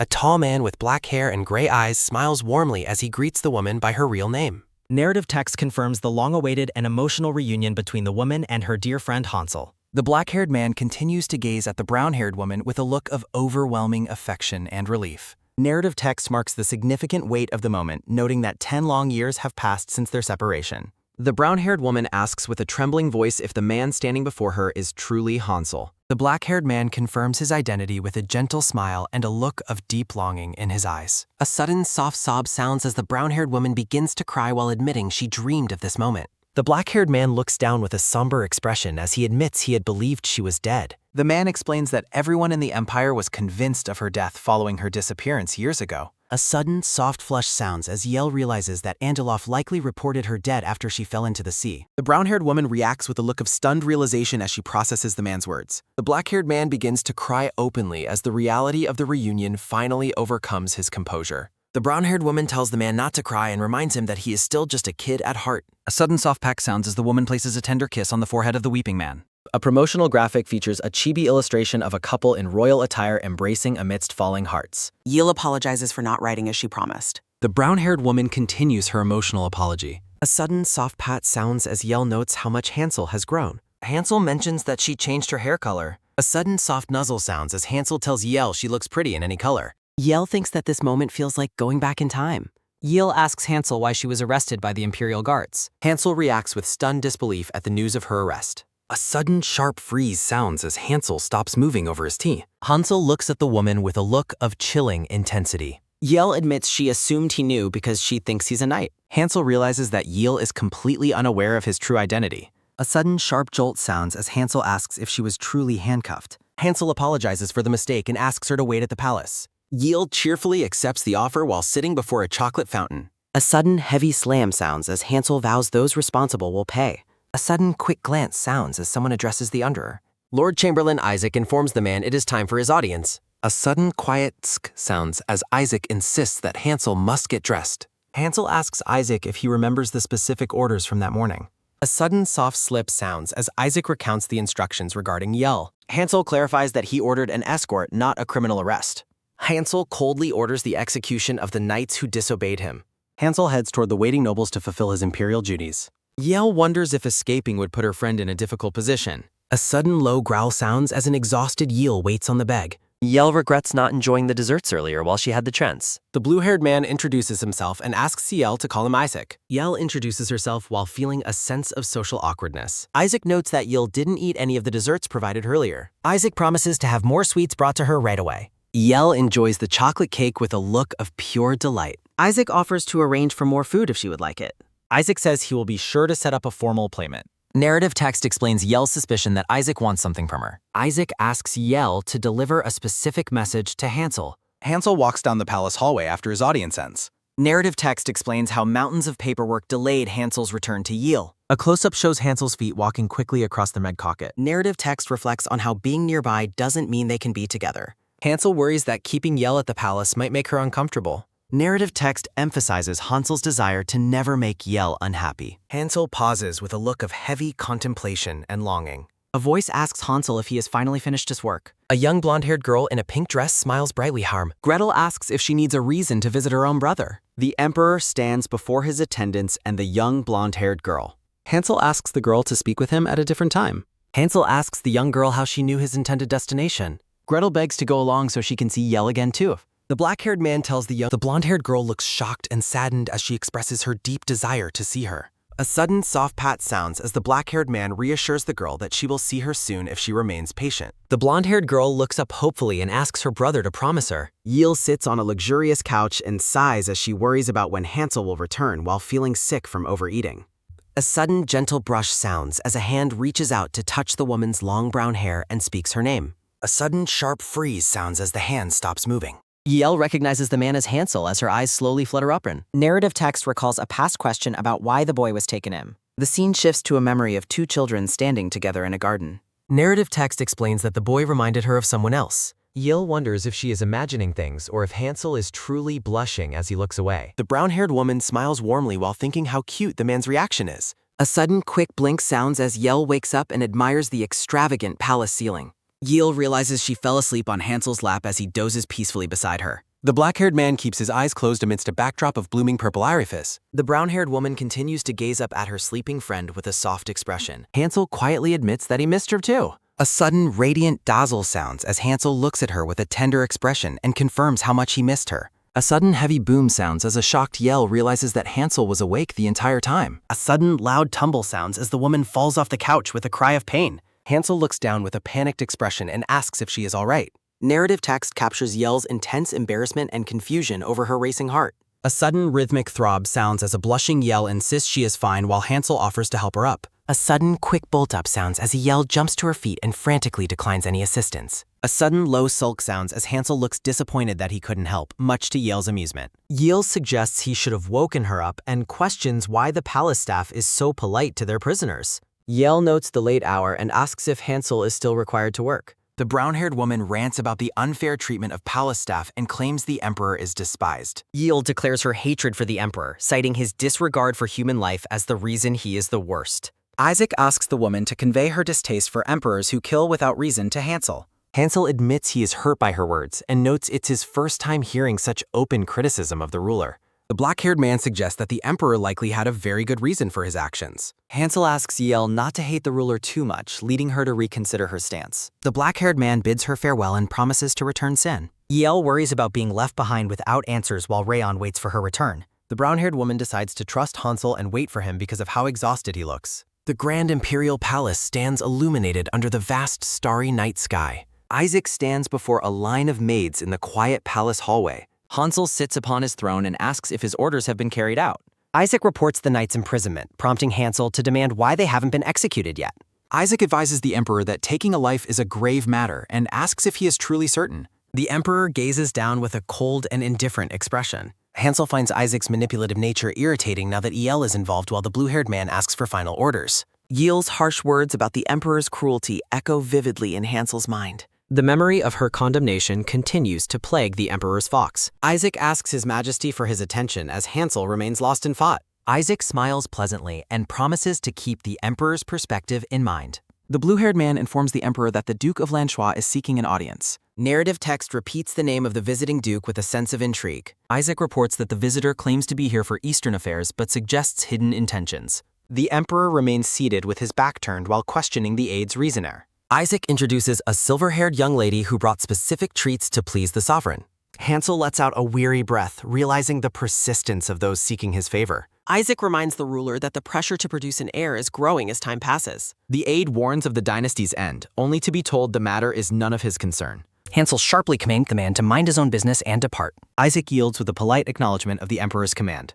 The palace towers glow against the twilight as the aide bids his master a good night. Inside her quarters, Yale senses that the atmosphere of her stay is peculiar. The brown-haired woman lies flat on the expansive bed within her lavish chamber. Yale expresses her deep concern for her friend's well-being and her desire to reach him. The woman decides that the cover of night is the perfect time to flee on her brown. A soft radiance surrounds Yale as she contemplates her upcoming escape. The brown-haired witch stands ready in her iconic red hat and dress, clutching her magical broom. Yale whispers a quiet promise to return soon as she approaches the open window. The woman looks off into the distance with a determined and focused expression. A sudden loud pow sounds as a black cat strikes the woman, scolding her for being reckless. A sudden sharp crack sounds as Yale winces from the impact and questions the unexpected interference. A sudden low screech sounds as the cat explains he is protecting her secret and mentions meeting Rayon. The brown-haired woman is visibly shaken by the news of her friend being found. The cat insists that her current predicament is more pressing than worrying about the boy. The feline observes the luxury of the room and notes how comfortable she seems. Yell admits that there is something undeniably strange about the hospitality she has received. The woman notes that every need is met and the staff, including Isaac, is overly kind. Yell reiterates that the palace workers treat her with an unexpected level of politeness. The cat questions why a supposed prisoner is being treated with the respect due to royalty. The brown-haired woman and her black cat companions stare at each other in the silent room. A shocked Yell rejects the cat's suggestion that the emperor intends to make her his consort. Outside the door, a servant checks on the lady while the cat mocks the formal title. The black cat leaps toward the window, intending to reassure Rayon of her safety. A sudden soft blush sounds as Yul reacts to the feline's teasing remarks. The woman calls out to the maids, assuring them that she is perfectly fine. Yel sits in quiet isolation, surrounded by the floral motifs of her chamber. The woman ponders if the Emperor's sudden kindness has any historical precedent. Narrative text details the tragic history of past queens and the short lives of their heirs. Yel looks down with a somber and uneasy expression as she weighs her options. The woman concludes that her identity as a witch makes a royal life impossible. Yel cries out in distress as the first light of morning hits the palace walls. Hansel is dwarfed by the massive scale of the Imperial Library while working alone. Isaac enters the study and suggests that His Majesty should finally seek some rest. The Emperor ignores the advice, asking instead about the preparations he previously ordered. Isaac mentions the morning sweets meant for Yel, teasing the Emperor about his thoughtfulness. The Emperor gazes ahead with narrowed eyes. The Emperor stands from his desk while Isaac offers to prepare a bath for him. Hansel dismisses the aide, stating that he will handle the rest of his evening alone. The black-haired man walks through the grand hall in a white robe, followed by his aide. Narrative text reflects on how the Emperor's motives remain a mystery to everyone. Hansel stands in formal white rakhaya. A young Hansel cries as a woman reaches out to comfort him in a memory. Hansel is haunted by the lingering memory of his mother's comforting touch. A sudden soft slip sounds as Hansel reflects on the painful moments of letting go. The young boy's desperate cry for his mother echoes through the void. Memories of childhood cruelty and physical abuse flash vividly before the Emperor's eyes. Hansel wonders if his mother knew the suffering he would endure after she was gone. The Emperor stands alone, his body a map of permanent scars he hides from the world. Hansel recalls rejecting Yel's help with his wounds because he couldn't bear to show her his shame. A sudden, rushing schwa sounds as Hansel contemplates the heavy burden of his royal bloodline. The black-haired man remains deep in thought while standing half-dressed in his chamber. Hansel appears visibly annoyed as he waits with his arms crossed. A maid presents the Emperor's usual attire and asks if he has anything else on his agenda. Hansel insists his schedule is confidential while requesting a different set of clothing. Isaac dismisses the palace staff with a polite and pleasant smile. The Emperor looks down at the bed and flatly rejects the outfits prepared for him. Isaac watches his master's unusual pickiness with a look of silent intrigue. The blue-haired aide hides a small smirk behind his hand. Isaac suggests a specific suit featuring a rare gem, catching the Emperor's interest. A sudden, quick dart sounds as the aide chuckles to himself while moving away. Isaac's gaze remains sharp as he monitors the Emperor's changing mood. Hansel finishes dressing in a magnificent dark coat accented with a crimson gemstone. Isaac claps enthusiastically and assures Hansel that any woman would be instantly smitten by his appearance. The Emperor turns away and brushes his hair back, clearly embarrassed by the compliment. Yel relaxes in a steaming bath while noticing the soothing scent of lavender. The brown-haired woman remains suspicious, unable to find a logical reason for the Emperor's hospitality. Yel's resolve to flee the palace intensifies as she focuses on her escape. The woman decides she must leave soon to avoid any possibility of becoming the Emperor's queen. Yel prepares to step out of the bath as she plans her next move. The brown-haired woman wonders if she should request help to dry her long hair. A servant's offer of assistance rings in the back of her mind. A sudden, soft peak sounds as Yel calls out through the door for help with her hair. Hansel looks absolutely mortified and apologizes immediately for intruding on her bath. Yel remains perfectly casual and tells him she was just thinking about him. The black-haired man is completely flustered by her lack of embarrassment. Yel stares back at the Emperor with a blank and curious expression. Hansel's eyes widen as he struggles to regain his composure. The brown-haired woman reaffirms her decision to run away, wanting nothing to do with royal titles. Hansel stands silently with his back turned as he absorbs her rejection. A moment of tension passes as the Emperor contemplates her desire to leave. The scene shifts to highlight other tales of magic and romance. Hansel asks if his proposal to make her empress instead of a queen would change her mind. Yel is left speechless by the scale of the Emperor's offer. The black-haired man looks away with a faint, hopeful smile. Hansel suggests they continue their talk over breakfast and asks her to join him when she is ready. Sunlight pours into the grand palace hall as the morning truly begins. Yel's long brown hair is styled with elegant blue jewels for the morning meal. The woman offers a sincere apology for keeping her host rating. Yel arrives in a stunning blue gown that perfectly highlights her emerald eyes. Hansel starts to speak as he reaches out toward his guest. The Emperor is completely dazzled, inwardly comparing Yel's radiant beauty to that of a goddess. Yel's mood brightens instantly when she sees that her favorite mushroom soup is being served. Hansel encourages his guest to sample the wide variety of dishes spread across the table. The black-haired man recalls her feeding them similar amounts in the past, while Yelel insists she never provided so much. The brown-haired woman decides to enjoy the delicious meal regardless of her confusion. Hansel gazes at his companion with a somber and contemplative expression. Yell questions why the Emperor has brought her here given his previous mention of the Empress type her. The woman is visibly shocked by the mention of a childhood dream coming to life. Hansel explains he recruited her specifically to help him construct a magnificent castle made of cookies. A hazy memory shows two young children playing together with large slabs of chocolate.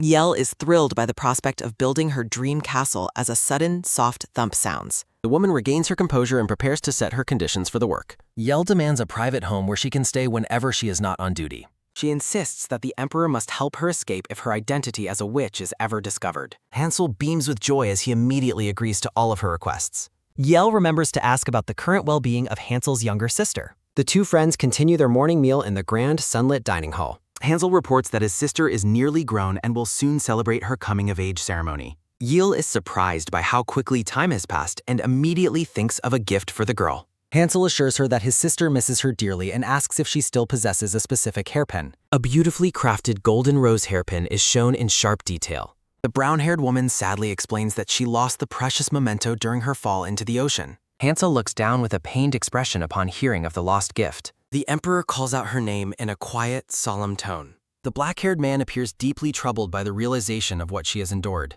Hansel asks for a detailed account of her experiences during their 10-year separation. Yell prepares to recount the difficult journey she faced after they were parted. The story takes a brief pause to acknowledge the support of its readers. The scene transitions through a collage of other romantic and magical tales.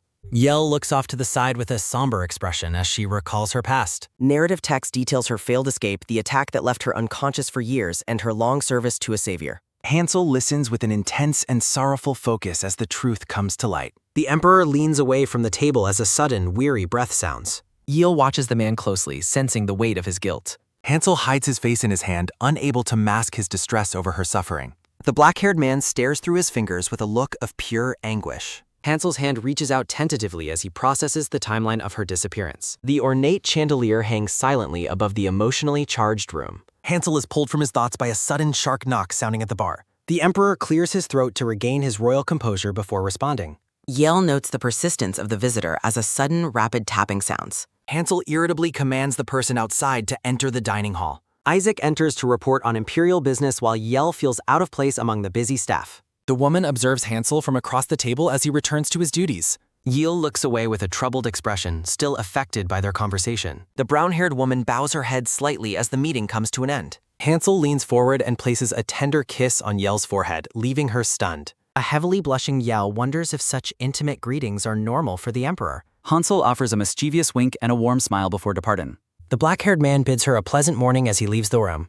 Yell panics over her racing heart and Hansel's unexpected handsomeness as a sudden, frantic beating sounds. The woman tries to shake off her embarrassment as a sudden, gentle rustle sounds. A sudden, sharp click sounds as a door is finally unlocked. A sudden, soft peek sounds as a blonde girl peers into the room, startling the brown-haired woman. The woman stares in disbelief at the familiar blonde curls, suspecting that an old friend has returned. The sun-drenched palace stands as a silent witness to the unexpected and emotional reunion. A sudden joyous leap sounds as the blonde girl throws herself into the woman's arms for a hug. The girl excitedly invites Yell to a garden picnic after her morning meal with the Emperor.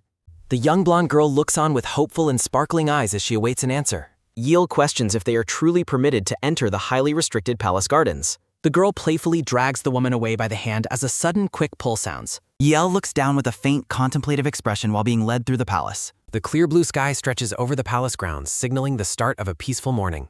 Hansel stands before the massive grand doors, preparing himself to face the day's imperial duties. A blonde nobleman in a crimson suit addresses the Imperial Council during a formal morning session. The black-haired emperor appears visibly bored by the long-winded political discussions of the nobility. Hansel reflects with deep disgust on the nobility's unwavering support for the cruel and unregulated witch hunters. A white-haired council member argues that the hunters are a necessary evil for the emperor's continued protection. Hansel lounges on his throne and suggests that strict regulation is the only logical path forward. The emperor firmly declares that his ruling stands unless valid counterarguments are presented by the council. The blonde nobleman in red looks away, struggling to maintain his composure under the emperor's cold gaze. Hansel remains defiant as a narrative note observes his particularly aggressive and determined stance today. The council reminds the emperor of the urgent need to appoint an empress and produce a royal heir. Hansel leans forward and asks if the nobleman is simply trying to install his own daughter into power. The man in red nervously admits that many have recommended his daughter for the high position.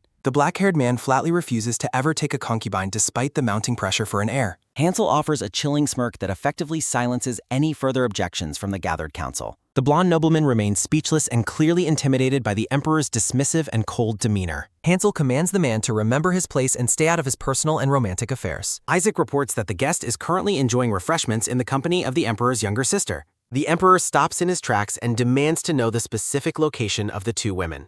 Isaac offers a respectful response as Hansel begins to walk away with a new and urgent purpose. A sudden, firm clack sounds as the emperor's boot strikes the polished floor during his fast stride. The blue-haired aide points out the irony of regulating hunters while protecting a woman suspected of witchcraft. Hansel is visibly startled, realizing that Isaac has seen through his carefully constructed ulterior motives. Isaac asks if the emperor's political shifts are entirely due to the lady currently staying at the Silver Palace. The emperor continues walking as the narrative text acknowledges his aide's sharp and dangerous intellect. The blue-haired man watches his master's departure with a look of knowing and concerned intrigue. Hansel's expression remains unreadable as he moves quickly through the sunlit palace corridors. The emperor sternly warns his aide not to pry too deeply or gossip about his findings. Sunlight glints off the ornate architecture of the palace as the morning's activities continue outside. Isaac stands alone in the hallway, looking down with a somber and contemplative expression. Isaac bows his head slightly as a sudden soft rustle sounds in the quiet hallway. Yale's voice echoes through the garden as she wonders if their presence here is truly allowed. The brown-haired woman and blonde girl enjoy tea at a lavishly set table in the sunlight garden. Several guards hide behind the hedges, casting doubt on the girl's claim that no one will mind them. Yale panics over the intense surveillance, worrying she might choke on her food under such heavy pressure. The blonde sister beams with pure happiness while watching her friend enjoy the variety of treats. The two women bond over the delicious cake as the narrative notes Yale's notable weakness for food. Vivid text describes the decadent taste of honey and condensed milk soaked into the fluffy cake. Yale closes her eyes in complete bliss, declaring the honey dessert to be absolutely perfect. The blonde girl excitedly announces that there are even more treats waiting to be served for their picnic. Yale is horrified by the exorbitant cost of a simple snack as a sudden, sharp gasp sounds. The brown-haired woman remains in a state of absolute disbelief regarding the price. Yale wonders if her current pride matches that of a parent watching their child succeed. Hansel asks what has made her so joyful as his sudden, loud scrape sounds. The emperor questions if he was truly the reason for her happiness. Hansel blushes as a sudden, sharp stab sounds while he wonders if she is thinking of him. The blonde girl identifies the cake as a favorite treat from her childhood. Hansel offers to eat a piece of the dessert if Yale feeds it to him personally. The black-haired man opens his mouth and waits for her to comply. Yale looks at the small piece of cake on her fork with extreme hesitation. Hansel eats the cake as a sudden repetitive nom sounds while Yale compares him to a hamster. The emperor looks pleased and content after receiving his treat. Yale teases the man for acting more like a baby now than when they were young. Hansel jokingly laments that he should have taken more advantage of his youth. Narrative text notes that the woman has a serious question for the two siblings. The hands of the two companions are shown close together on the white tablecloth. Hansel explains how he first learned of his mother's side of the family through an uncle. The black-haired man looks away with a somber and pained expression. Narrative text describes his futile search for his family among those who had been kidnapped. Yale asks if he spent the entire 10-year gap living with his uncle. Hansel closes his eyes as he continues his difficult story. The emperor pauses to take a steadying breath before continuing. Yale listens with a focused and curious expression while finishing her tea. Hansel flatly states that his only relative has already passed away. Yale spits out her tea as a sudden messy spill sounds while she reels from his nonchalant attitude. Hansel panics over the hot liquid on her dress and asks if she is injured. The blonde girl asks if she can visit Yale's private residence yen. Yale beams with joy while wearing Hansel's massive blue jacket. Gretel is confused by the idea of only visiting after a workday. The blonde girl pleads with her brother to allow their friend more freedom. Hansel explains that Yale is forbidden from leaving the palace without his express permission. The woman asks for a specific timeline regarding her potential release. The emperor notes that his busy schedule might delay her departure by a week. Yale is furious that she is being held at the palace against her will. The brown-haired woman decides that her frustration with Hansel has reached a breaking point. Hansel promises to resolve the situation as soon as his duties allow. Yale sits in silence, her expression unreadable as she processes the news. The woman eventually agrees to wait at the palace for the time being. Narrative text highlights her concern for Rayon, who has been left unattended for days. Yale asks Hansel to personally deliver a letter to her friend back home. The black-haired emperor is shocked that she would ask him to be a messenger. Yale insists that he is the only person she can truly trust with the task. Hansel is overcome with happiness at being considered a trustworthy person. Yale thanks him and prepares to write her letter immediately. Gretel jumps up as a sudden energetic jolt sounds and asks if they can have a sleepover.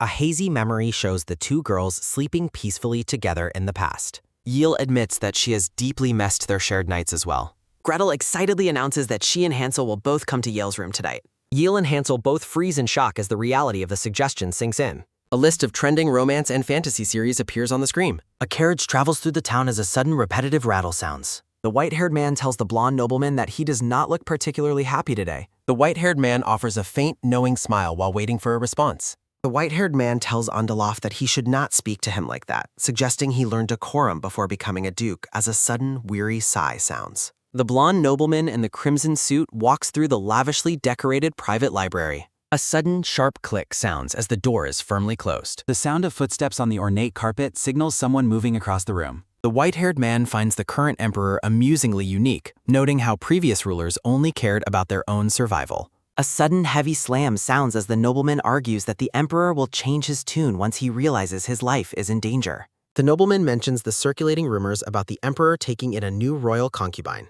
The man in red suspects another aristocrat must have been involved in the emperor's recent actions. Looking at a portrait, the nobleman dismisses the idea, believing the man too thick-headed for such a plot. The white-haired man asks who could be responsible, and the blonde nobleman replies that they will find out. The nobleman fumes over the foil to his plan of installing his own family in the palace, vowing to make those responsible pay. The white-haired man asks why he feels so strongly about investigating the situation further. The nobleman explains he must uncover who won over the emperor's cold heart and the forces behind her arrival. Narrative text cold-bloodedly refers to the white-haired man as a loyal but entirely expendable asset. The man in red tells his companion that his job is to get close to the enemy and eliminate them. Starkly labels the white-haired subordinate as nothing more than a hunting dog. The silver-haired man acknowledges the command and begins to rise from his seat. The white-haired man stands ready to serve his master's interests. The nobleman promises to arrange a meeting with the target soon, telling his agent to be ready. Yale frantically refuses an offer while standing in a lavishly appointed room. Hansel agonizes over his clothing choices for an important night, insisting he cannot wear just anything. Narrative text notes that the black-haired emperor has spent 2 hours simply picking out his pajamas. A sudden, heavy swing sounds as a voice urgently calls out for the emperor's attention. Isaac reports that the emperor's younger sister has suddenly fallen very ill. The blue-haired aide confirms that a doctor has already visited the princess's private chambers. Hansel reflects on Gretel's chronic weakness and wonders if the picnic caused her current ailment. The emperor enters the bedroom and calls out his sister's name with concern. Hansel stands by the bed and asks if Gretel is truly okay or has come down with a sickness. The blonde girl remains curled up under the thick pink blankets of her bed. Hansel looks at his sister with a small, knowing smile, realizing that she is only faking her illness. A voice from under the covers insists that her chest feels tight and it is not a mere cold. Gretel sits up and angrily yells that watching her brother's behavior is driving her mad. The black-haired man is confused by the sudden outburst from his supposedly sick sibling. The girl mentions the facts of their royal positions and her brother's obvious feelings for Yale. Gretel tells Hansel to stop being frustrating and just tell their friend the truth while the emperor tries to calm her. Hansel looks away and softly tells his sister that the situation is not that simple. Gretel warns that Yale will eventually find out the truth and be deeply disappointed in him for his deception. The blonde girl mocks her brother with a sudden, taunting ya-ya sound while sticking out her tongue. The girl retreats back into her blankets with a defiant humph as Hansel looks on. A sudden deep sigh sounds as Hansel gives up for the night and suggests they talk tomorrow. Hansel looks somber, reflecting on all the things he has yet to reveal to Yale. The emperor decides he has no choice but to tell her he is the emperor first and see her reaction. A sudden rhythmic knock sounds as Hansel asks if he may enter Yale's room. The black-haired man waits patiently outside the large white doors for a response. An oppressive silence hangs in the air when no answer comes from the room. A sudden forceful swing sounds as a panicked Hansel bursts in, fearing she has escaped. Hansel stands in the center of the room, staring at the unexpected emptiness in silence. A brown-haired girl sleeps peacefully among soft white flowers. Noticing her, the black-haired boy wonders if she is a fairy. He quickly realizes it is just Yale and relaxes his gaze. An envelope with a red wax seal lies forgotten on the floor. In a chibi vision, the boy notes her complete lack of worry. A hand reaches out to gently grab a lock of her hair. The black-haired boy lifts the sleeping girl into his house. He carries her across the room with a steady stride. He gently tucks her into bed and bids her a quiet dinmay. The boy lingers by the grand canopy bed as moonlight filters in. A handwritten list names several popular manhwa stories. A close-up shows the laced collar of a weight shirt. The scene shifts to the imposing facade of a grand palace. A silver-haired man smirks, surprised to find someone there. Yale stands in a kitchen, baffled by her inability to speak. The silver-haired man asks for some privacy while smoke swirls around. A pink-haired maid looks on with a dazed and compliant expression. A thought bubble questions if the man has cast a spell. Yale suspects the man is a non-human witch hunter from the forest. A sudden, loud thud sounding echoes against the wooden window frame. With a sharp, quick snap sounding of his fingers, the man smiles. Yale finds herself suddenly able to move her body again.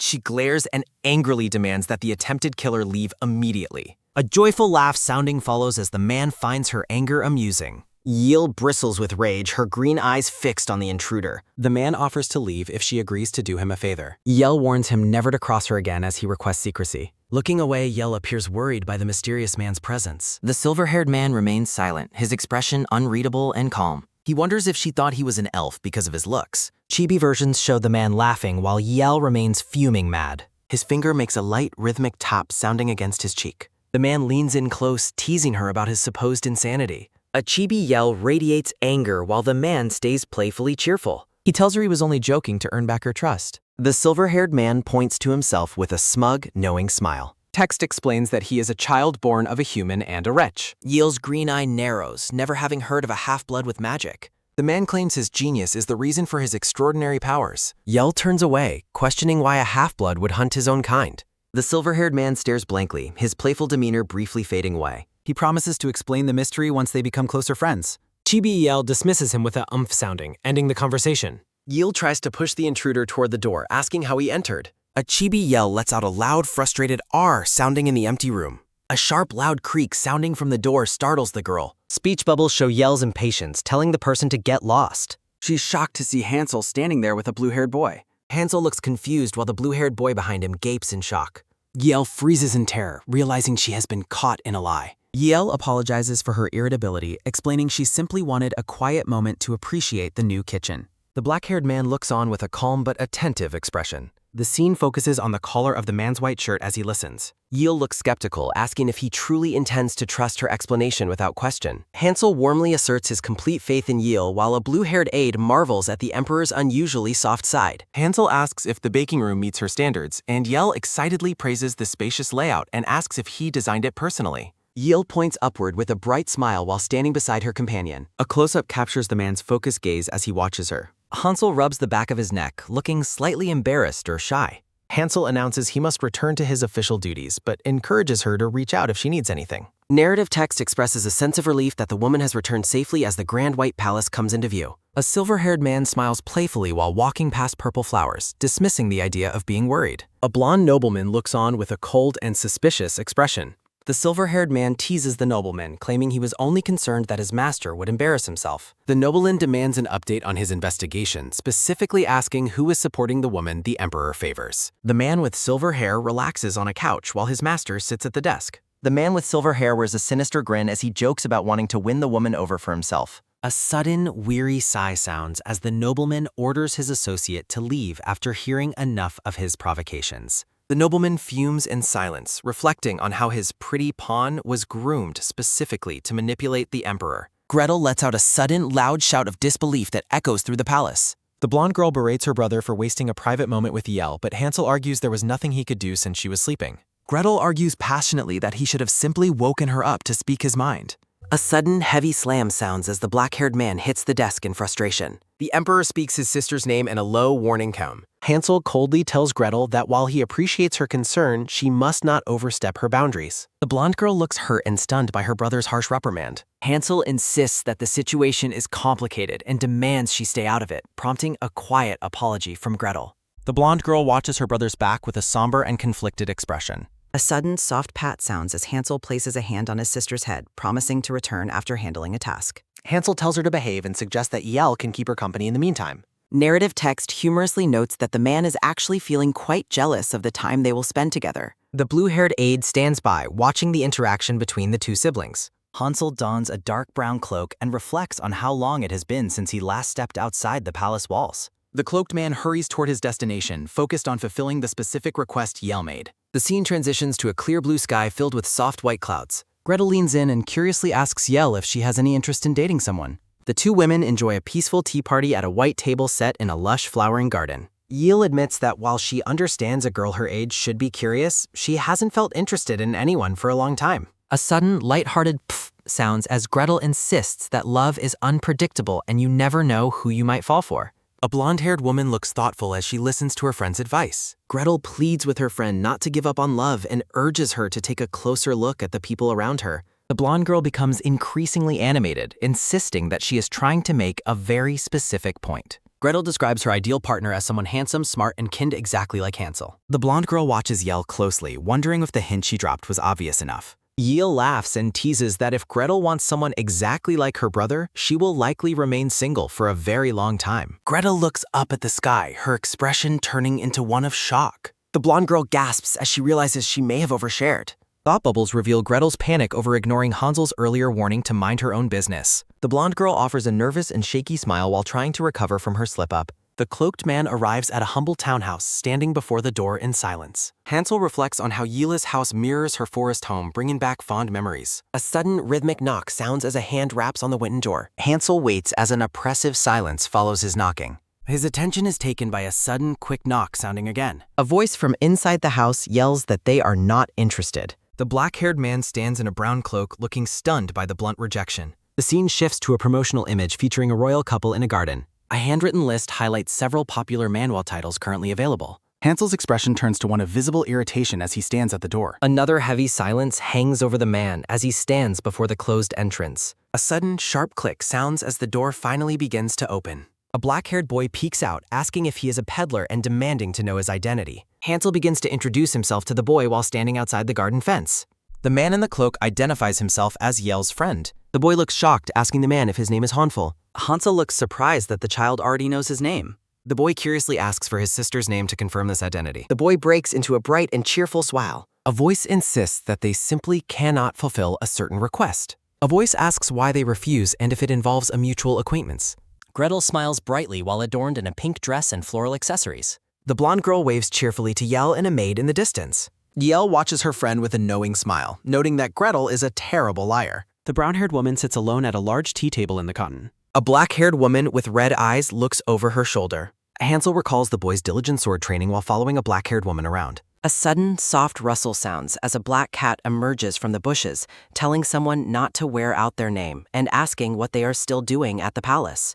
The cat explains it can disguise itself as a feline and asks if they have decided to live here. Yell looks back in surprise at the talking animal. The cat looks up at the hem of the woman's dress in confusion. A voice proudly announces that the boy has already become a knight. A voice asks if she is proud that all the boy's swordplay training has finally paid off. Rose lets out a sudden annoyed tsk, wondering what the boy is up to as the cat performs a quick leap. Yield calls out to Rose, asking where she's going in such a hurry. The brown-haired woman looks baffled by the cat's sudden departure. Yell reflects sadly on the tragic history of relationships between humans and witches. The woman worries that stopping Hansel's romance might make her a bad mother figure. Narrative text notes that the house only looked similar from the outside. Hansel examines a bookshelf, noting that the furniture is identical to the original home.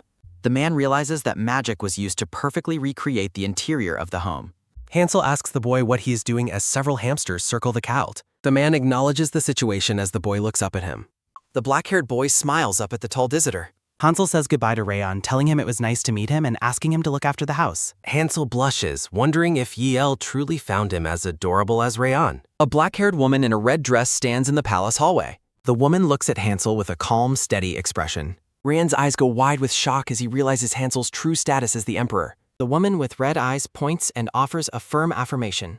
A sudden, heavy thud sounds against the wooden surface of the door. The black-haired woman with red eyes crosses her arms defiantly. A sudden rhythmic creak sounds as a carriage arrives outside a quiet townhouse while the narrator recalls the late emperor's revelation about their royal heritage. A black-haired woman smiles softly while holding a bright bundle of sunflowers. The woman is held in a tender embrace by a black-haired man in a white uniform while the text notes she was born from their love affair. Faceless nobles whisper in the background as the text reveals the royal family's fury and their attempt to force the princess to terminate the pregnancy.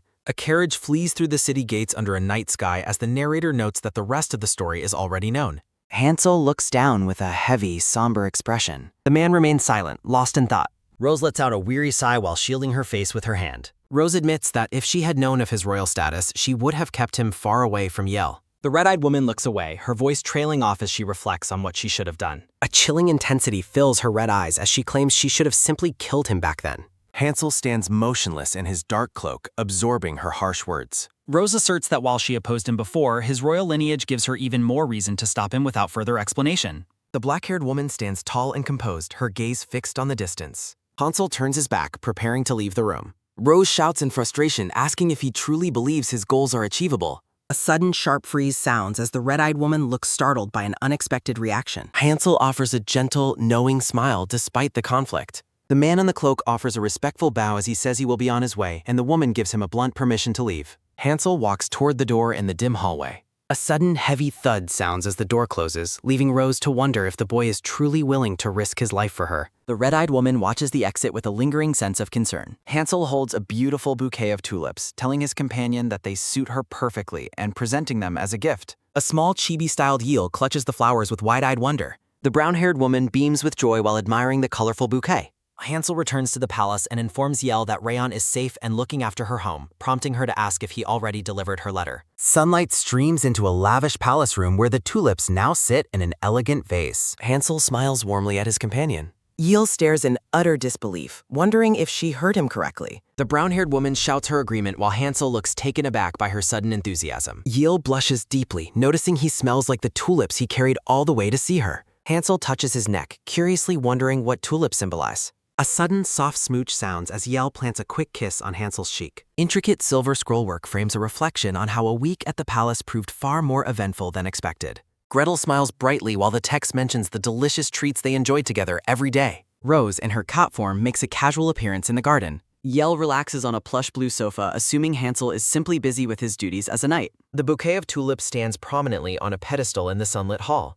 A sudden quick spring sounds as Yell scurries away, her face burning as she tries to convince herself the kiss was just a friendly gesture. The scene shifts to the warm wooden interior of the palace kitchen. Yell stands at a counter with a whisk in hand, ready to begin baking. The sky glows with a vibrant orange and purple sunset. A massive mound of freshly baked pastries and cookies sits on the table. The brown-haired woman pauses, wondering if she should finish up and head back. Gretel spots Hansel and excitedly asks if he has finished his work for the day. Hansel apologizes for his absence, explaining he had many matters to handle, while Gretel notes she hasn't seen him at all. A sudden soft whimper sounds as the blonde girl looks dejected, suggesting he should go rest up. Hansel mentions that she is free to leave the palace the next day. Gretel's face lights up with joy as she exclaims that the emperor must have finally had a change of heart. The brown-haired woman reflects on how comfortable her stay has been despite her lingering sense of not belonging. Hansel offers a faint smile while acknowledging that she must be relieved to finally depart. A sudden sharp tap sounds as a voice asserts that they can see right through the man's attempt to hide his feelings. Yell confronts the man, asking him to be honest about whatever is clearly bothering him. The black-haired man looks on with a blank expression as the woman continues to press him. Hansel admits that there is indeed one specific matter weighing heavily on his mind. The man touches his chin thoughtfully, his expression shifting into one of quiet contemplation. Yell's eyes widen as she finally grasps the true nature of his inner turmoil. Hansel looks away with a somber and dejected expression. The scene transitions as a reminder of the journey's continuation appears. The tall man and the young woman stand in a tense and silent standoff. Yell looks up at her companion with a mixture of concern and curiosity. A realization dawns regarding the romantic symbolism of the tulips resting in the elegant vase. Yell reflects on how her view of the man has evolved from a child needing protection to a partner in a tender embrace. The woman considers the decades she spent never even entertaining a romantic thought about the person she raised.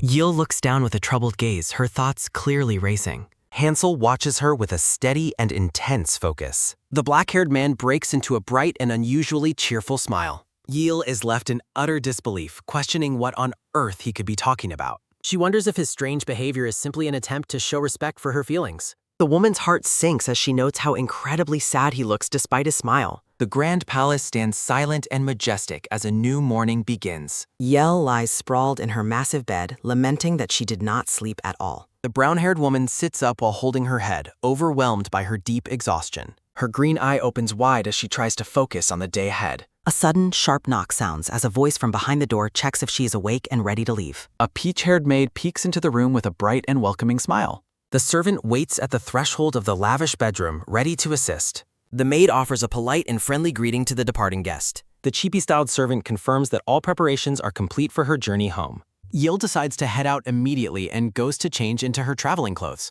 Dressed in a brown vest and plaid skirt, the woman realizes she has no belongings to pack for her return. A beautiful white and gold carriage waits at the base of the palace steps. Yell places a firm step onto the carriage as she prepares to board. A sudden firm grab sounds as a hand catches the woman's arm to stop her. Hansel, now adorned in a regal red and gold cloak, stands before her with a determined look. The man looks at her with a pleading intensity, asking her not to run away from him. Yell reassures him that she would never abandon them, while the man explains he came to see her off personally. The woman laughs cheerfully, reminding him that they will surely see each other again soon. Yell takes her seat inside the carriage and bids him a final farewell. Hansel promises to summon her back to the palace in the very near future. The woman looks tired as she notes that it will be the Emperor's command that brings her back. The man gazes at her with a serious expression, affirming that he will be the one to call for her. A sudden heavy thump sounds as Yell is struck by a terrifying and shocking realization. The woman spirals into a panic, trying to process the impossible idea that Hansel and the Emperor are the same person.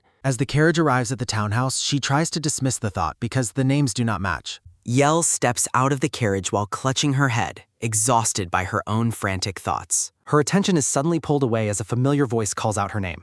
A sudden, sharp swing sounds as Rayan rushes out of the house, excitedly announcing how well he looked after the home. Yell smiles warmly at the black-haired boy, telling him she is incredibly proud of his hard work. Sunlight glints off the vibrant green leaves of a potted plant. Inside the townhouse, Rayan laughs while admitting to Yell that he initially mistook Hansel for a common merchant. Rose enters the room, her red eyes fixed on the pair as she greets them. The black-haired woman reveals the stunning truth that Hansel is actually the Emperor. Yell is left in shock as Rose tells the young boy to go to his room. Rose scoffs, telling the woman that the man's true identity was painfully obvious all along. The brown-haired woman asks if any other secrets were discovered during her absence. The two women stand in a quiet and tense silence. Rose explains that Hansel made his status quite apparent through his behavior. Yell admits her total ignorance while the red-eyed woman continues to probe for more information. Rose asks what she plans to do now and if she truly feels the same way about the man. Yell shouts her denial, insisting that a relationship is impossible since Hansel is a human. Rose realizes the woman is only denying her feelings because of the barrier between humans and their kind. The brown-haired woman looks away with a troubled and thoughtful expression. Looking out at the house, Yell suggests they leave before things become even more dangerous. The red-eyed woman continues to offer her perspective on their current predicament. Yell reflects on her recent arrival and her promise to attend Gretel's birthday and build a cookie castle. The woman decides she must break the news that the cookie castle won't be made. Quiet sunlight falls upon the wooden interior of the home. A sudden weary sigh sounds as Rose admits that, despite her reservations, Hansel is a good man. Rose worries about Yella's proximity to so many humans, fearing the pain of another loss. The red-eyed woman's face is etched with a deep and lingering sadness. Yell reflects on her selective trust, acknowledging her bond with Hansel and Gretel. In the royal office, Hansel commends Duke Cadalha for his excellent work in settling palace matters. The gray-haired Duke confirms the final documents will be sent to the Supreme Court. Hansel looks on with a calm and contemplative gaze. A detailed look at the Emperor's ornate and regal garments. Duke Cadalha stands respectfully before the Emperor's desk in the massive, light-filled hall. Hansel narrows his eyes, lost in his own quiet contemplation.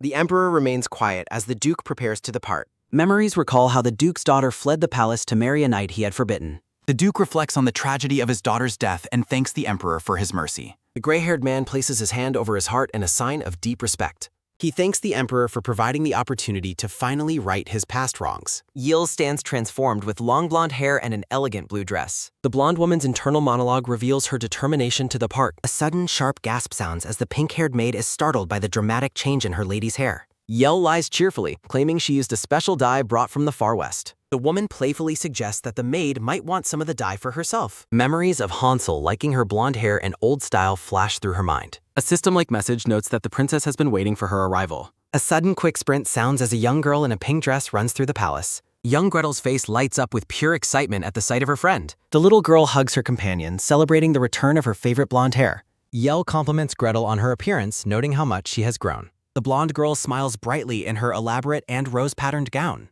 Gretel admits she only wears the formal dress to protect Hansel's image in the court.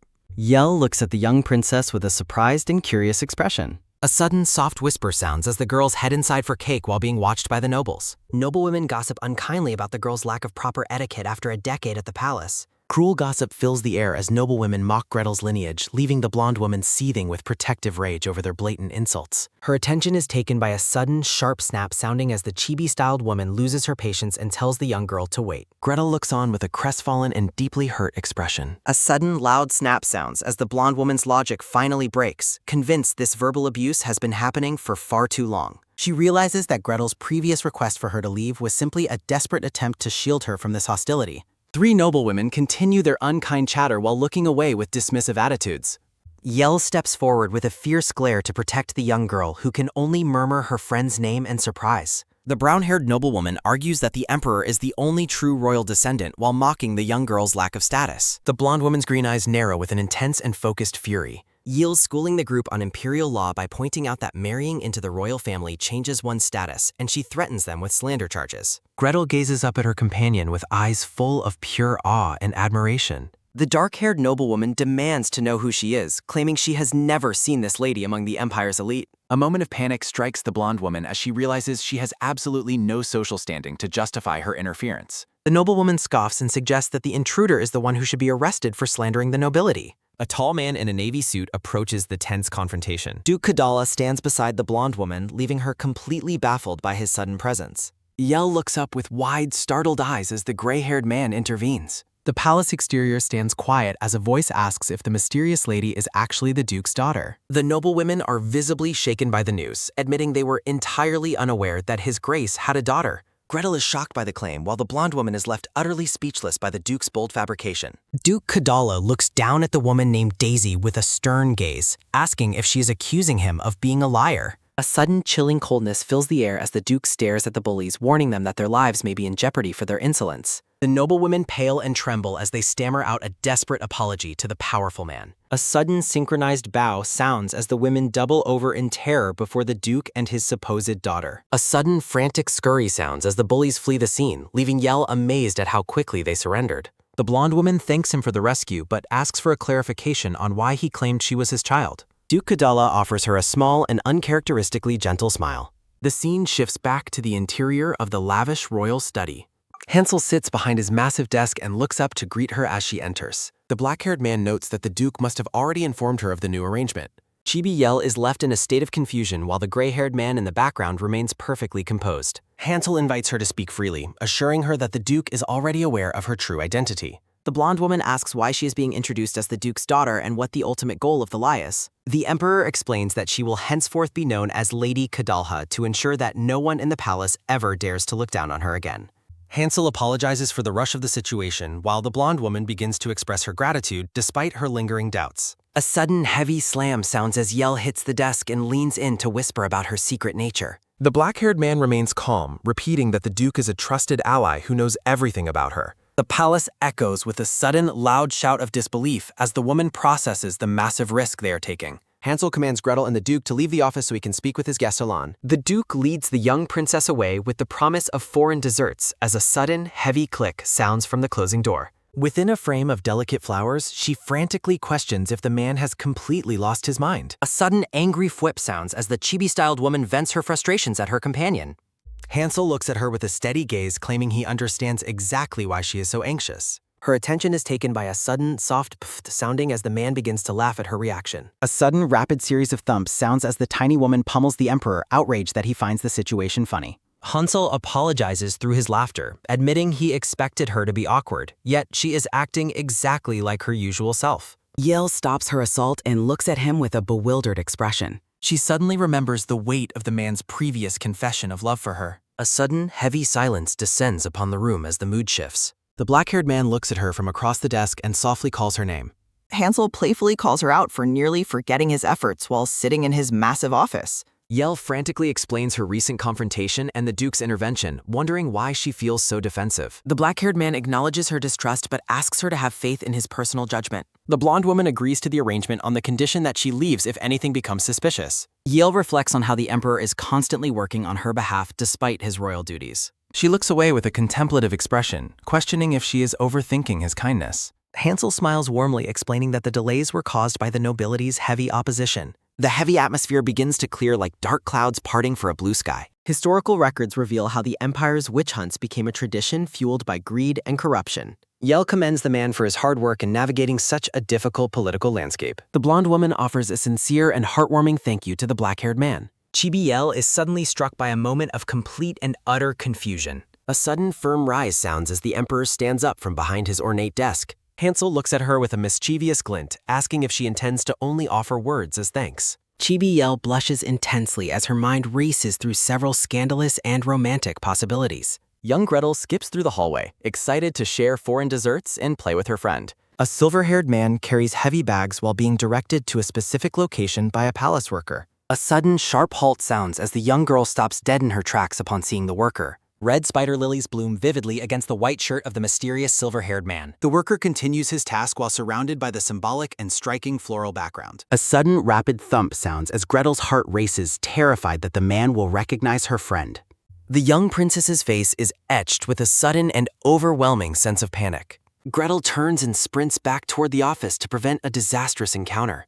The silver-haired man watches her go, marveling at how much the little girl has grown. Yiel asks the emperor what he truly wants her to do in exchange for his help. Hansel remains at his desk, confirming his request while the blonde woman waits. Chibi Hansel playfully challenges her confidence, asking if she is truly incapable of the task. The blonde woman indignantly tells him to come closer and witness her resolve for himself. The black-haired man pauses as he recalls the special item he had prepared for her. Her attention is taken by a sudden, quick rattle sounding as Hansel searches through his desk. A beautiful crystal hairpin crafted into blue flowers shines with a brilliant and delicate light. Yiel is stunned to realize that the exquisite accessory was made specifically for her. Hansel explains it is a replacement for her lost pin, though she worries about its immense value. The blonde woman looks down at the gift in her gloved hand with a grateful expression. A sudden, firm clutch sounds as she promises to never lose this precious gift. The black-haired man smiles, promising to replace it as many times as necessary to keep her happy. Hansel steps forward and asks if he can be the one to place the pin in her hair. Yiel beams with pure joy as she readily agrees to the man's romantic gesture. Old memories flood her mind as the black-haired man gently touches her blonde hair. The blonde woman looks up at him with wide eyes, questioning the true depth of his feelings. A sudden, loud swing sounds as Gretel bursts through the double doors with a frantic shout. Both Hansel and Yiel turn in surprise to face the breathless and unexpected intruder. Chibi Gretel freezes at the doorway, realizing she has interrupted a very private moment. A moment of panic strikes the blonde woman as she desperately tries to explain herself. The emperor and the blonde woman stand together in the center of the vast, light-filled office. They share a quiet and contemplative look as the urgency of the situation shifts the mood. Yiel admits to herself that being dismissed so suddenly feels a little bit upsetting. Hansel rests his chin on his hand, lost in deep and pensive thought about the news. The emperor informs Yiel that an urgent matter has arisen and asks her to head back for thou. Hansel apologizes for the abrupt end to their meeting. Gretel laughs and promises to spend time with Yiel later. The black-haired man arranges for Isaac to escort Yiel out. Hansel watches from behind as the women depart. Palace exterior stands under a clear sky as a voice reflects on children growing up. Yiel lets out a sigh while touching her new flower pin. Isaac walks alongside the blonde woman through the palace grounds. Chibi Isaac tells Yiel that the pâtissier was right in front of her. The blue-haired man looks at his companion with a steady gaze. Isaac explains that the emperor personally baked all the cakes for Yiel. The blue-haired man reveals the emperor hides his baking hobby from everyone. Isaac notes that the nobility would look down on an emperor who bakes. Isaac smiles and expresses his gratitude for Yiel revealing the real emperor. Yiel looks away, feeling flustered by the heartfelt confession. An ornate golden carriage waits outside as a scene shift begins. Isaac stands by the carriage as a beam of light shines. A sudden frantic scurry sounds as Yiel hops into the carriage while Isaac remains honest. A sudden soft pull sounds as Yiel settles into the carriage and adjusts her hat. Isaac is happy that the emperor has found a partner like Yiel. The blue-haired man offers a warm thank you against the backdrop of flowers. Palace exterior towers high into the bright blue sky. Gretel asks Hansel why he decided to send Yiel away so subtly. The young girl worries that the mysterious silver-haired man might be dangerous. Hansel explains that Yiel is safe acting as Duke Kadalha's daughter. The black-haired man thinks about the man who put Yiel in a corner. A close-up of Hansel's eye reflects his cold and calculated resolve. Hansel vows to find the attacker and make him regret his life. Gretel reveals that she saw the man working in the palace kitchen. Hansel commands the young girl to stay in her room for safety. Vertical blue lines create a sense of movement and transition. Yiel arrives at a massive estate and realizes she is not home. Chibi Yiel panics, wondering if she is being kidnapped by the carriage. The blonde woman is shocked by a sudden greeting Nanger. Duke Kadalha welcomes her to his grand and lavish estate. Yiel asks if this is truly the place where the Duke lives. Duke Kadalha asks the coachman if he has a death wish for kidnapping his daughter. The coachman stammers an apology, assuming the Duke had already informed her. Yiel is startled by the Duke's sudden and intense protective display. Duke Kadalha boasts about how generous his new daughter is. Chibi Duke smiles while Yiel realizes the lie is going too far. The Duke invites Yiel inside to see her new private quarters. Yiel is amazed by the luxury and brand new furniture in her room. The blonde woman wonders if everything was purchased specifically for her arrival. Yiel looks around the room with a wide and happy expression. Duke Kadalha asks if she intends to keep calling him by a title. The gray-haired man tells her to start calling him father from today. Yiel stands awkwardly by a wardrobe, unsure how to handle the request. Chibi Yiel is left speechless by the sudden command to call him father. The atmosphere becomes incredibly awkward as the blonde woman processes the change. Chibi Duke Kadalha and Yil share a tense and silent moment together. Duke Kadalha smiles warmly and points upward while making his point. The blonde woman looks flustered and asks if she can just call him father, to which the gray-haired man responds that he is fine with it if it makes her more comfortable. A sudden nervous fidget sounds as the Duke reaches up to adjust his cravat. The gray-haired man explains that he has no intention of fostering any other children besides her. Yield beams with a sudden and radiant expression of pure happiness. Duke Kadala rests his chin on his hand and watches her with a satisfied smile. A sudden sharp screech sounds as a grand green carriage comes to a halt before the estate. The blonde woman looks toward the carriage with an excited and expectant expression. Yil calls out to Rayon, and the black-haired boy leans out of the carriage window to ask if he truly gets to stay there as well. The black-haired boy expresses his shock, admitting he can hardly believe that Yel is actually Duke Kadalha's daughter. The blonde woman admits she was just as surprised and suggests they go inside to talk further. Rayon follows her inside, confused by her statement, and asking what she means by being surprised herself. Yil sits across from the boy in the lavish drawing room and begins explaining the complicated situation. The black-haired boy looks starstruck and decides that he should probably refer to her as Lady Yel from now on. The blonde woman waves her hands frantically and tells him to stop such formal talk immediately. Yel's expression turns quiet as she pauses to reflect on the recent turn of events. Rayon insists that he told the staff he would work, as he feels he must earn his keep rather than just staying for free. The black-haired boy explains that he would much rather work inside the estate than out in the yard. The blonde woman laughs heartily at the boy's earnest and hardworking nature. Yil's gaze softens into a pensive look as she considers her current life at the estate. The blonde woman reflects on the fact that it has been several days since they last heard from Rose. She walks through the ornate hallway and realizes to herself that the boy is actually right. Yel sits on a plush sofa and admits that she hasn't thought of the young Princess Gretel in quite some time either. The blonde woman looks up with a sudden, curious expression as a new thought occurs to her. Rayon approaches her holding a thick, ornate book and asks if she would like to read it since it is so good. Chibi Yel smiles and declines, noting how diligent he is before offering to take him to the study to find more books. The black-haired boy follows her excitedly, wondering if he is allowed inside since he was told servants were forbidden there. Rayon is awestruck as they enter a massive 2-story library filled with globes, statues, and thousands of books. Chibi Rayon hops with excitement, asking if he is truly allowed to read as many of the books as he wants. A brown-haired man in a green uniform bows deeply and asks for the Emperor's forgiveness. A sudden, weary sigh sounds as Hansel sits behind his desk, looking completely exhausted. The scene shifts to show the palace staff continuing their daily chores under the bright afternoon sun. Vivid red spider lilies bloom against the background, creating a striking and symbolic atmosphere. A close-up of a dark-haired man's eye reflects a moment of intense focus on the past. Hansel clenches his hands together as his eyes glow with a chilling intensity, regretting that the enemy was right in front of him. The Emperor questions why a man named Andaloff was sent there and why he is currently working with the Duke. The black-haired man narrows his eyes as his suspicions regarding the Duke's motives continue to grow. Narration explains that the Duke taking Yel in as his adopted daughter naturally drew a great deal of unwanted attention. The image of the blonde woman is framed by soft pink roses and delicate greenery. Hansel fumes with rage, cursing Andaloff for being the reason he is currently separated from Yel. The black-haired man commands his subordinate to keep a very close eye on the Duke of Lanchois and report anything strange. The brown-haired attendant bows and confirms the Emperor's orders while standing in the grand light-filled office. Hansel looks over his shoulder with a cold expression and tells the man to use his sword if it becomes necessary. The attendant confirms his understanding of the lethal orders from behind a set of large arched windows. The massive and grand estate of Duke Kadala stands magnificently under the clear blue sky. Yil sits slumped on a sofa in a dark dress, complaining that Hansel hasn't contacted her at all regarding their plans. A close-up of a dark eye reveals someone is watching the blonde woman from the shadows. Rayon looks at her with a gentle and comforting smile, trying to lighten her mood. The blonde woman huffs and claims she is simply bored, dismissing her frustration with a wave of her hand. Yil looks toward the large windows and wonders if she should just borrow a carriage and go to the palace herself. Rayon asks Yel why she hasn't read the invitations he brought earlier. The black-haired boy notes the invitations from various noble families should keep her entertained. Yel ponders attending a tea party but worries her identity as a witch might be exposed. Her emerald gaze sharpens as a new plan begins to form. From his grand desk, Duke Kadalha invites his daughter inside the office. Yel enters and asks if her father is busy, but he warmly offers her a seat. The gray-haired man asks how he can help her today with a gentle smile. The blonde woman mentions she has a specific favor to discuss with him. Yel explains she has received a large number of invitations from the local nobility. She considers her next words carefully before continuing her request.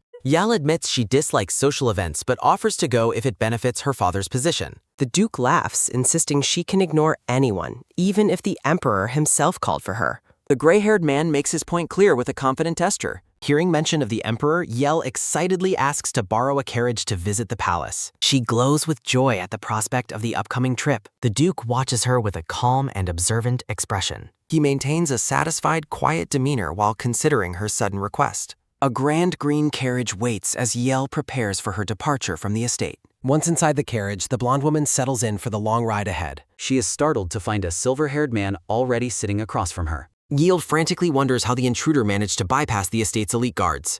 Andeloff smugly asks if she is simply too happy to see him to speak. The blonde woman tells him to stop the nonsense and leave her carriage immediately. Her expression hardens as she stares down the unwelcome and mysterious guest. Her attention is taken by a sudden, quick snap sounding from his fingers. A heavy, muffled thud sounds as a magical barrier settles over the vehicle. Yield realizes that his magic is the reason no one noticed his bold entry. Andeloff looks out the window and notes that the carriage has already begun moving. He points out the current situation to her with a knowing look. The silver-haired man suggests that this turn of events is actually better for them. Yell demands he get out, questioning if he really intends to follow her to the palace. Andeloff is surprised by her destination and asks if she and the Emperor are truly lovers. Yell reacts with pure shock, asking if he is crazy to suggest such a thing with Hansel. The silver-haired man is stunned to learn that Hansel is actually the Emperor. Andeloff admits he thought the boy was a knight and the girl was too flashy for a servant. Yield notes dryly that they both shared the same first impression of the royal siblings. The silver-haired man questions if her status as the emperor's concubine is the real reason.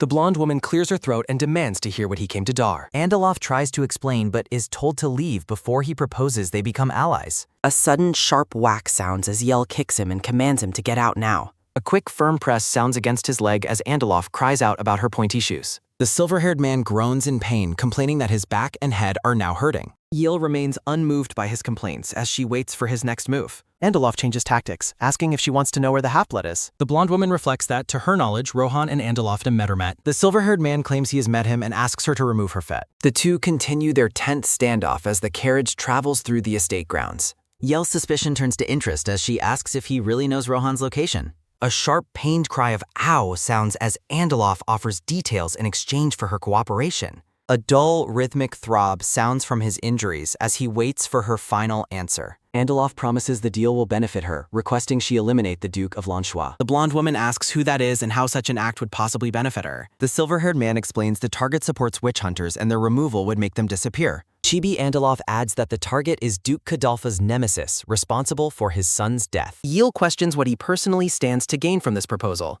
The silver-haired man looks down with a pensive and somber expression. He asks if she is being confined by Duke Kadalha, to which the blonde woman confirms. Andeloff remains quiet while considering her answer from a side profile view. Her attention is caught by a sudden, quick reach sounding as he pulls back his sleeve. He reveals a glowing blue tattoo and explains it is a magical spell of obedience. Yield is horrified that humans can cast such spells, but he admits he did it himself. The silver-haired man looks away, admitting he felt he had no other choice back then. He explains his father was different, leaving the blonde woman visibly shocked. A soft-lit portrait shows Andeloff as a happy child with his silver-haired parents.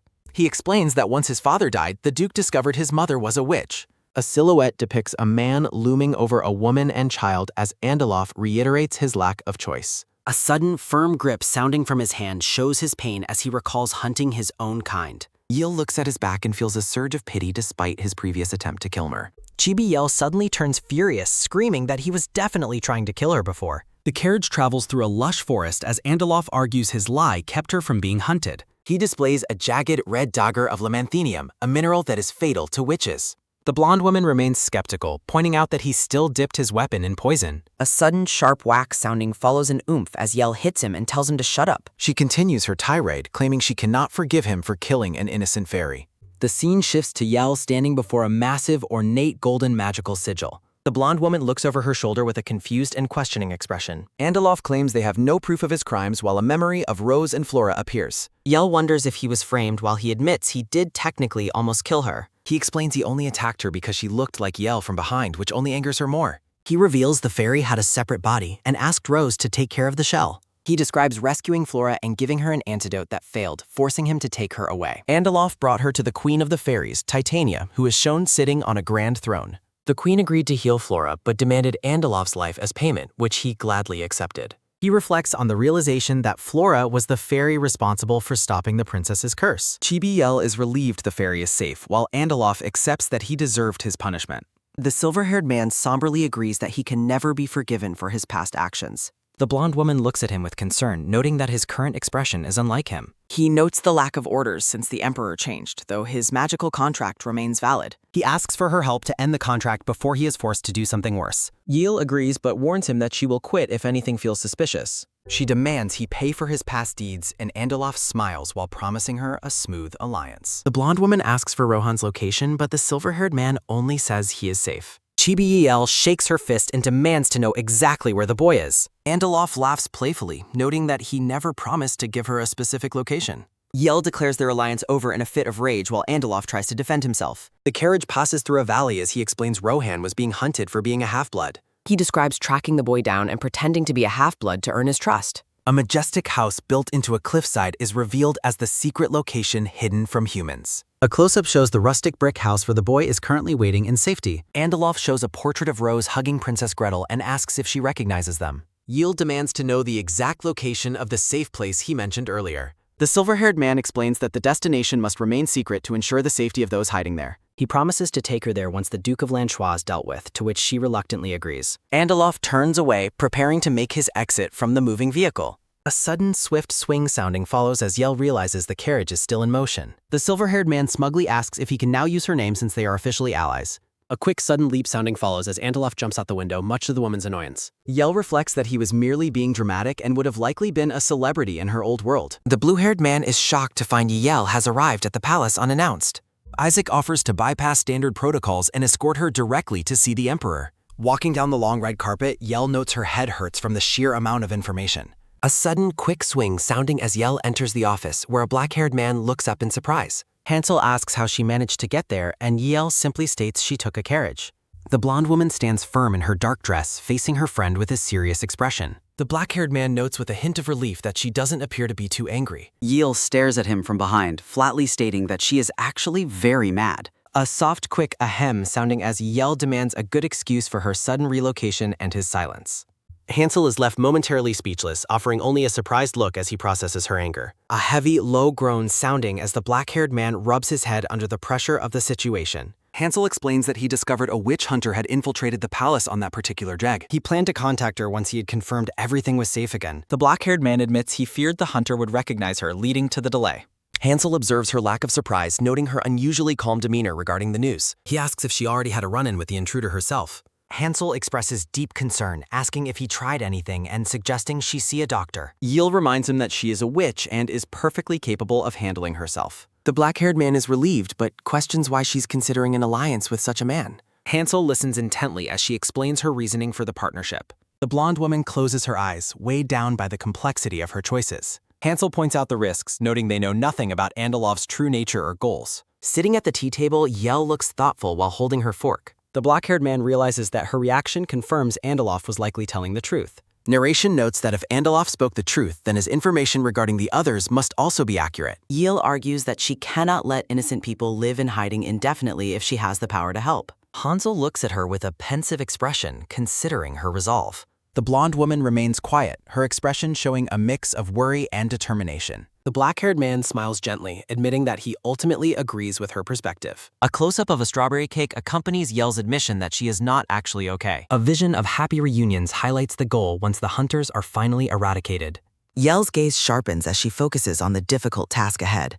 A sudden sharp "oh" sounding as Hansel warns her that her powers are visibly seeping out. The black-haired man maintains a calm, supportive smile as he watches her. He explains he had Isaac clear the room to ensure their conversation remained private. A soft, quick nom sounding as Yel enjoys the cake with a visible sense of delight. Hansel thinks about how adorable she is while she looks back at him with a confused tilt of her head. He notes that while they are partners now, they must wait until the current mission is over to deal with him. The blonde woman nods in agreement, her mouth full of dessert. Hansel promises with a dark smile to deliver Andaloff's head once the alliance has served its purpose. Yel laughs softly, noting that Hansel is the only one who truly cares for her well-being.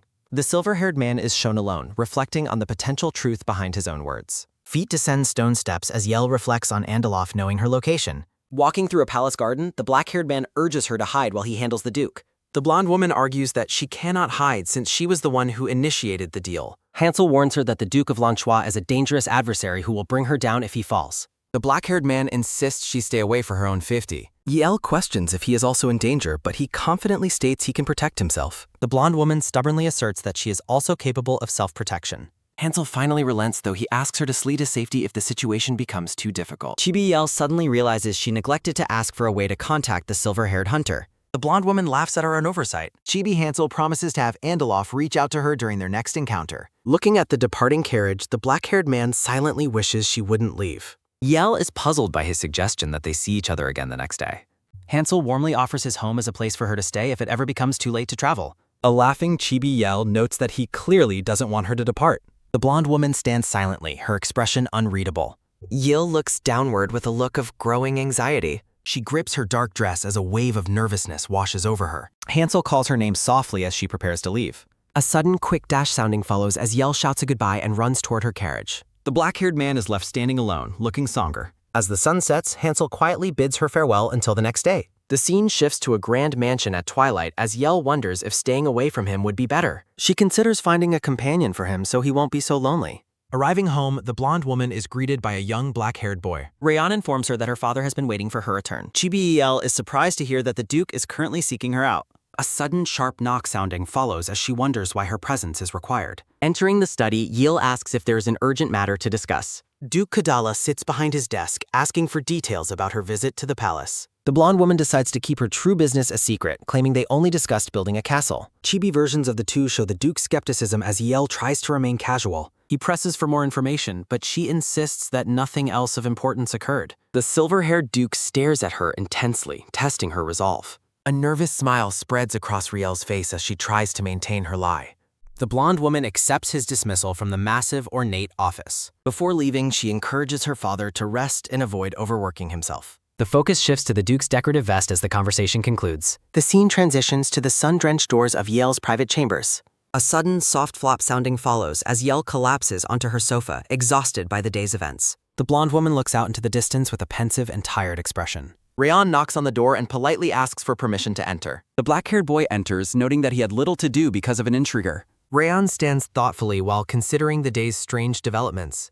The name of the Duke of Lanchois appears with an air of sudden realization and dread. Yil realizes that the two dukes are bitter enemies and fears a spy has been planted in the house. The blonde woman hides her face in her hands, overwhelmed by the bad timing of her secrets. Yil requests a cup of hot chocolate with extra marshmallows to soothe her nerves. Rayon agrees to fetch the drink and quickly heads toward the door. A sudden low groan sounding as Yel lies back on the couch, complaining about her throbbing headache. The blonde woman looks on in confusion. She wonders about the mysterious book. Yil stares at the mysterious encyclopedia. She worries about Hansel's safety. The blonde woman ponders her Mexminf. She searches for defensive magical spells. Magical handcuffs could suppress his power. Yel hopes the book have answers. She focuses intently on the pages. Exhausted, Yel reads while lying done. The book describes various unique witches. Witches possess many diverse, unusual forms. The trivia is interesting but unhelpful. She discovers a master potion maker named Armia. Arnia was a feared, murderous witch. She cursed the 11th Emperor, Arnold. Yil is stunned by the revelation. Arnold shared Hansel's distinctive physical traits. Their temperaments were reportedly very different. She notices a resemblance to Arnold Plover. A sudden quick jolt sounding as Yel succumb. A look of deep concern surfaces. A sudden sharp throb sounding as she suffers a headache. A mysterious voice demands she remain passive. A sudden soft flop sounding as she collapses. Days pass while she remains hospitalized. The blonde woman slowly awakens. Yil finds herself in a grand bed. Mysterious voices suddenly fill her mind. The black-haired man rests beside her. She wonders how Hansel escaped his duties. Hansel personally tended to her recovery. She admires his handsome, resting face. Yel fondly remembers him as a child. She watches him with a soft gaze. Her resolve to leave begins to waver. The black-haired man wakes up. A sudden quick jolt sounding as Hansel checks on her well-being while she reassures him. She confirms she is feeling better. Hansel admits he feared exposing her secret.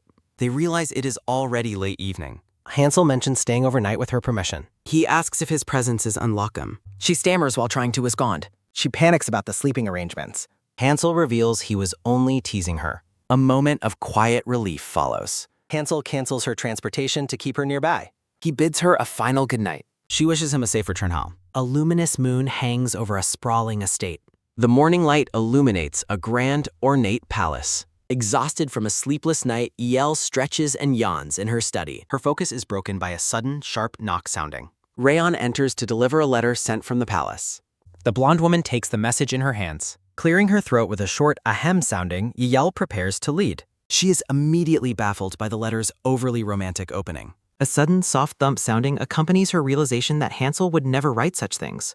Yel concludes Andaloff is impersonating royalty and fumes at his illegal audacity. The message explains his difficulty in contacting her while promising future updates through a contact named Ken. Dismissing the letter as nonsense, she tosses it into the fireplace with a quick whoosh sounding. Rayon watches in confusion as his mistress bristles with irritation. The blonde woman stares ahead with a look of cold determination. She decides that finding Hansel a suitable companion might ease his apparent loneliness. Yel recalls a previous conversation where she questioned the black-haired man about his ideal partner. Hansel had directly identified her as his ideal woman. Flustered by the memory, her heart gives a loud thump, sounding as she tries to regain her composure. She had pressed him for specific traits, like physical beauty or a kind personality. The black-haired man simply smiled and claimed those traits perfectly described her. Yel had vehemently disagreed with his assessment of her personality. Hansel noted she didn't refute his compliments regarding her appearance. The scene transitions as she reflects on her current situation. Now in a different gown, Yel admits she enjoys having a body she always dreamed of. She holds her teacup while continuing her quiet reflection. The blonde woman had questioned what specifically led him to his conclusion. Hansel credited her for saving him and his sister from their stepmother's cruelty. The black-haired man looks at her with an intense, sincere expression. He places a hand over his heart to emphasize his feelings. Their hands rest closely together on the table. Hansel reached out to gently hold her hand. Yel's eyes widened in surprise at his sudden touch. He confessed that he had no interest in meeting anyone else if it wasn't her. A momentary pause follows as the memory lingers. While traveling in a carriage, Yel decides to seek a second opinion and calls for Rayon. She asked the young boy what he would want from someone loved. Rayon is momentarily stunned by the unexpected personal question. The black-haired boy takes a moment to think deeply. He simply states that he would want the person to return his feelings. Rayon explains that unrequited love is far too difficult to bear. Yel looks out the window, processing his honest answer. She remembers Hansel's selfless claim that he only wanted her to accept his feelings. The blonde woman realizes his reaction the day before suggested a much deeper attachment. The carriage comes to a halt with a sudden, loud creak sounding. They arrive at a fashionable building as a voice announces their destination. Yel's eyes light up with excitement at visiting a famous boutique. Madame J welcomes Lady Kadalha to her Sabbathmet. The dressmaker prepares for work with several quick, whip-sounding movements. Assistants begin taking measurements while Yel stands patiently. Madame J smiles warmly as she prepares to showcase her finest dress recommendations. Madame J presents her finest dress recommendations, suggesting an asymmetrical skirt to accentuate the blonde woman's features. Overwhelmed by the staggering 127 sample dresses, Yel decides she must escape for some fresh air. A sudden dash sounding follows as the blonde woman flees the boutique, leaving the dressmaker to shout after her. Hiding behind a grand pillar, Chibi Yel anxiously hopes that she hasn't been followed into the hallway. Her attempt at stealth fails as a group of noblewomen recognizes her as Duke Kadalha's foster daughter. The women's mocking whispers and judgmental stares cause Chibi Yel to scowl in intense irritation. She insists they have the wrong person and makes a hasty run for it to avoid further involvement. A hand suddenly reaches out and stops her with a quick grab sounding, catching her by complete surprise. A sudden, heavy slam sounding echoes through the air as the environment shifts to a dark wooden interior. Finding herself in a dimly lit and unfamiliar area, the blonde woman wonders if she's caught in a game of hide-and-seek. She recognizes a familiar presence and questions if Andaloff is the one lurking in the shadows. A sudden click sounding rings out in a storage room filled with large wooden crates and hanging cages. The silver-haired man reveals himself and hums a small tune, admitting he's impressed she recognized his voice so easily. Yel tells the man to get lost if he's only going to talk nonsense while he gives her a playful smile. The title, Follow the Breadcrumbs, appears with decorative flourishes. Andaloff introduces a brown-haired woman standing beside him, claiming he came to introduce her to someone. He identifies the woman as Ken, a former apprentice witch hunter and his most trusted ally. Yel looks skeptical, noting that Ken's cold demeanor suggests she doesn't view Andaloff as an ally at all. Ken angrily snaps that she certainly doesn't, reminding him of the terrible things they went through because of him. Ken questions why they are working with an evil witch, while Andaloff insists that Yel is a good witch. A sudden zing sounding occurs as the two women face off, their eyes crackling with sparks of magical tension. Yel reminds Ken of her fearsome reputation as the Nutcracker Witch, while Andaloff tries to de-escalate the situation. The blonde woman threatens Ken with a taste of her power, leaving the brown-haired woman visibly flustered. A sudden pfft sounding escapes Andeloff as he fails to hide his amusement at Ken's embarrassed reaction. A sudden ha-ha-ha sounding follows as Andeloff warns Ken to back down if she doesn't want her nuts cracked. Stunned by the humiliation, the brown-haired woman hangs her head in a state of complete defeat. Andeloff provides Ken's address and explains that he will use her as a point of contact for future updates. Yale reflects on the sunset, regretting that she wasted so much time bickering with the silver-haired man. She wonders if returning to the boutique now will take too long as she walks through the estate. Her attention is caught by someone calling out her name with an air of desperation from a distance.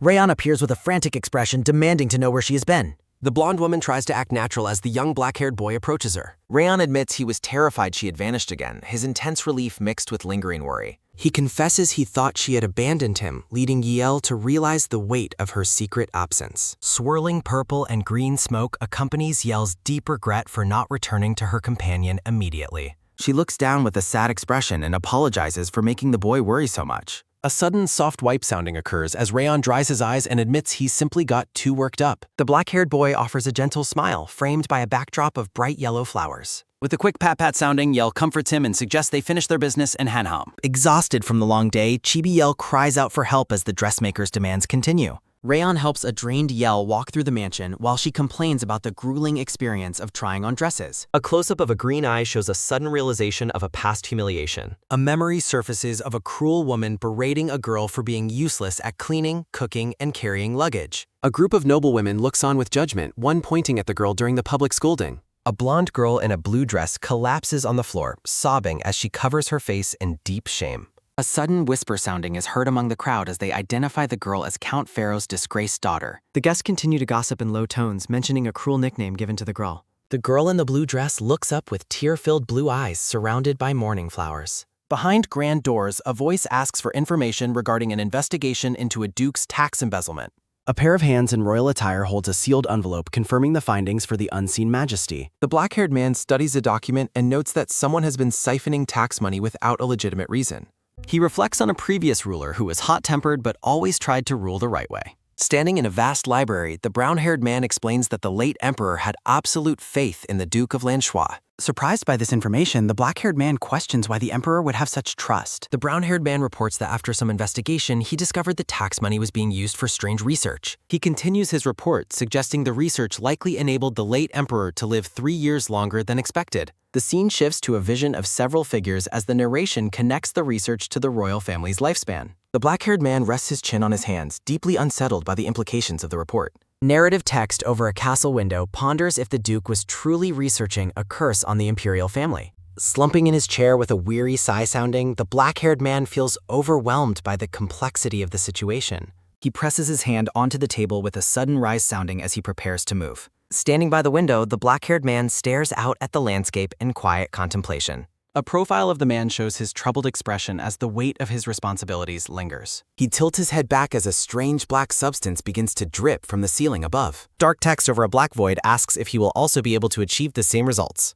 The black-haired man stands beneath the thick, dark liquid that continues to pour down around him. He clutches his head in despair, unable to escape the darkness of his thoughts. The scene transitions to a memory where a young blonde girl with pigtails cries while another blonde girl watches. A woman's voice screams that a person might as well drop dead if they are going to be useless. The young blonde girl with pigtails stands firm as a black-haired boy watches from the doorway behind her.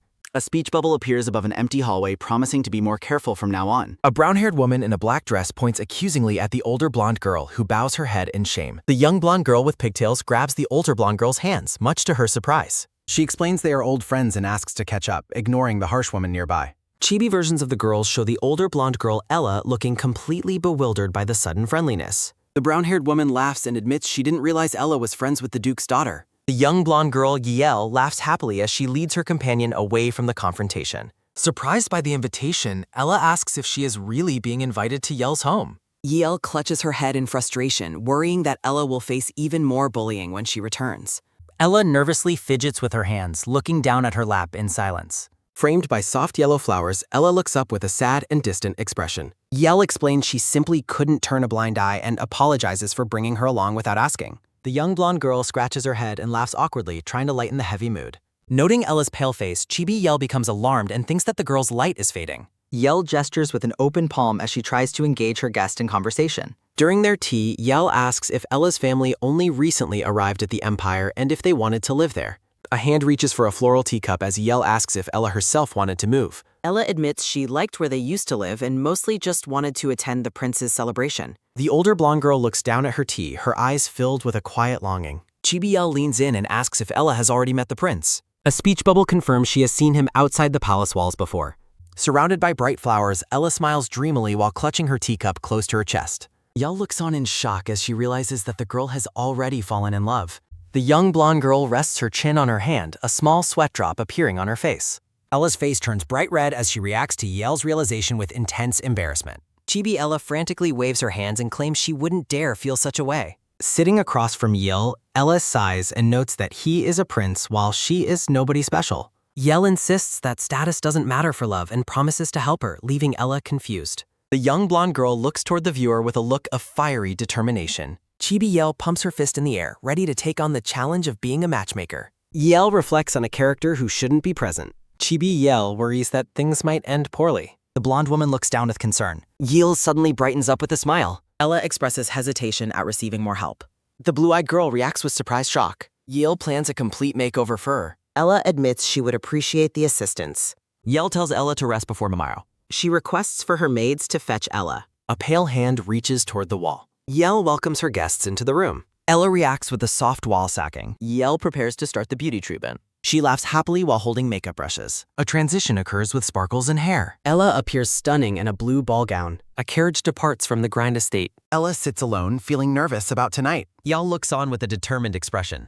Ella promises to do her very best. Yell reflects on successfully aiding her friend. A long, weary stretch follows her hard work. She ponders her unexpected role in the story. A small witch sits atop a stack. Two young girls cry in a memory. A woman in navy stands in snow. Chibi Yell questions if she is a godmother. She sits on the sofa, dismissing pucks. A soft smile reaches her green eyes. A decorative banner thanks the readers. A vision shows Ella and the prince together. Yell's green eye looks toward the future. She admits to missing her former companions. A black-haired boy comes the Figer. Rayon mentions hearing about her recent help. He playfully claims to know her secrets. Rayon praises Yell for being too kind. The blonde woman reacts with a threat drop. Yell mentions the silver-haired man's recent visit. Rayon expresses his disapproval of their meeting. Yell explains she had no other choice. A memory of Andalof's smirk appears. Rayon inquires about the witch hunter's identity. The pair sits across from each other. Yell asks about the consequences of meeting. Rayon warns her about meeting in Lan. Chibi Rayon pouts with an angry humph sounding. Chibi Yell is stunned by his reaction. Yell asks him to show how he'll get angry. Blushing deeply, the black-haired boy asks how he is supposed to show that he is angry. The blonde girl makes a grumpy face and tells him that he does not look angry at all. Sitting on the sofa, she challenges him to try a different expression, while the boy refuses and she insists it would be cute. He stands up with a sudden rise sounding and says he refuses to look cute, threatening to return to work if she continues. Panicked by his departure, Yell lunges forward with an outstretched hand to stop him.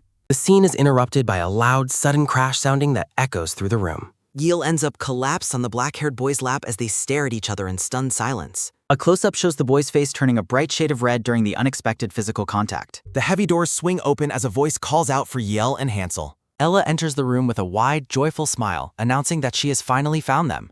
She stops and stares blankly as she sees the two in a compromising position on the sofa.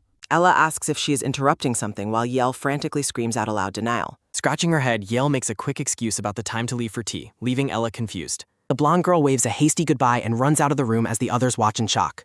A heavy slam sounding follows her exit as Ella asks Hansel again if she was truly interrupting. Hansel bluntly confirms that she was, leaving a sweating and embarrassed Ella to apologize with a nervous sound. As the carriage drives away, Yell reflects on her awkward departure and wonders why she felt so embarrassed. She sits alone in the carriage, her mind preoccupied by the strange encounter in the mansion. A sharp, sudden screech sounding occurs as the carriage is forced to a halt by a stranger. Following a firm knock sounding on the window, a gray-haired boy refuses to identify himself to the driver. The boy introduced himself as Nick, a servant of the Duke of Lanchois, and requests a personal meeting with Yell. From inside the carriage, Yell questions the Duke's motives and tells Nick that he must make a proper appointment. Nick looks worried and explains that the Duke specifically requested to meet her in person right now. Yale looks at him firmly and asks if he expects her to follow the Duke's every command without question. Looking away and sweating, Nick quickly clarifies that was not his intention. He asks her to at least accept a gift on behalf of the sound of the Duke of Lanchois. A black rectangular box tied with a deep red ribbon is presented as the Duke's peace offering. Yale agrees to take the gift and tells the boy to relay her thanks to the Duke. The carriage quickly speeds off again, leaving the gray-haired boy standing alone on the road. Nick watches the carriage disappear into the distance with a quiet, final goodbye. The gift sits on the seat of the carriage as Yale ponders the Duke's true intentions and considers throwing it away. Chibi Yale stares at the suspicious black box with a look of deep skepticism.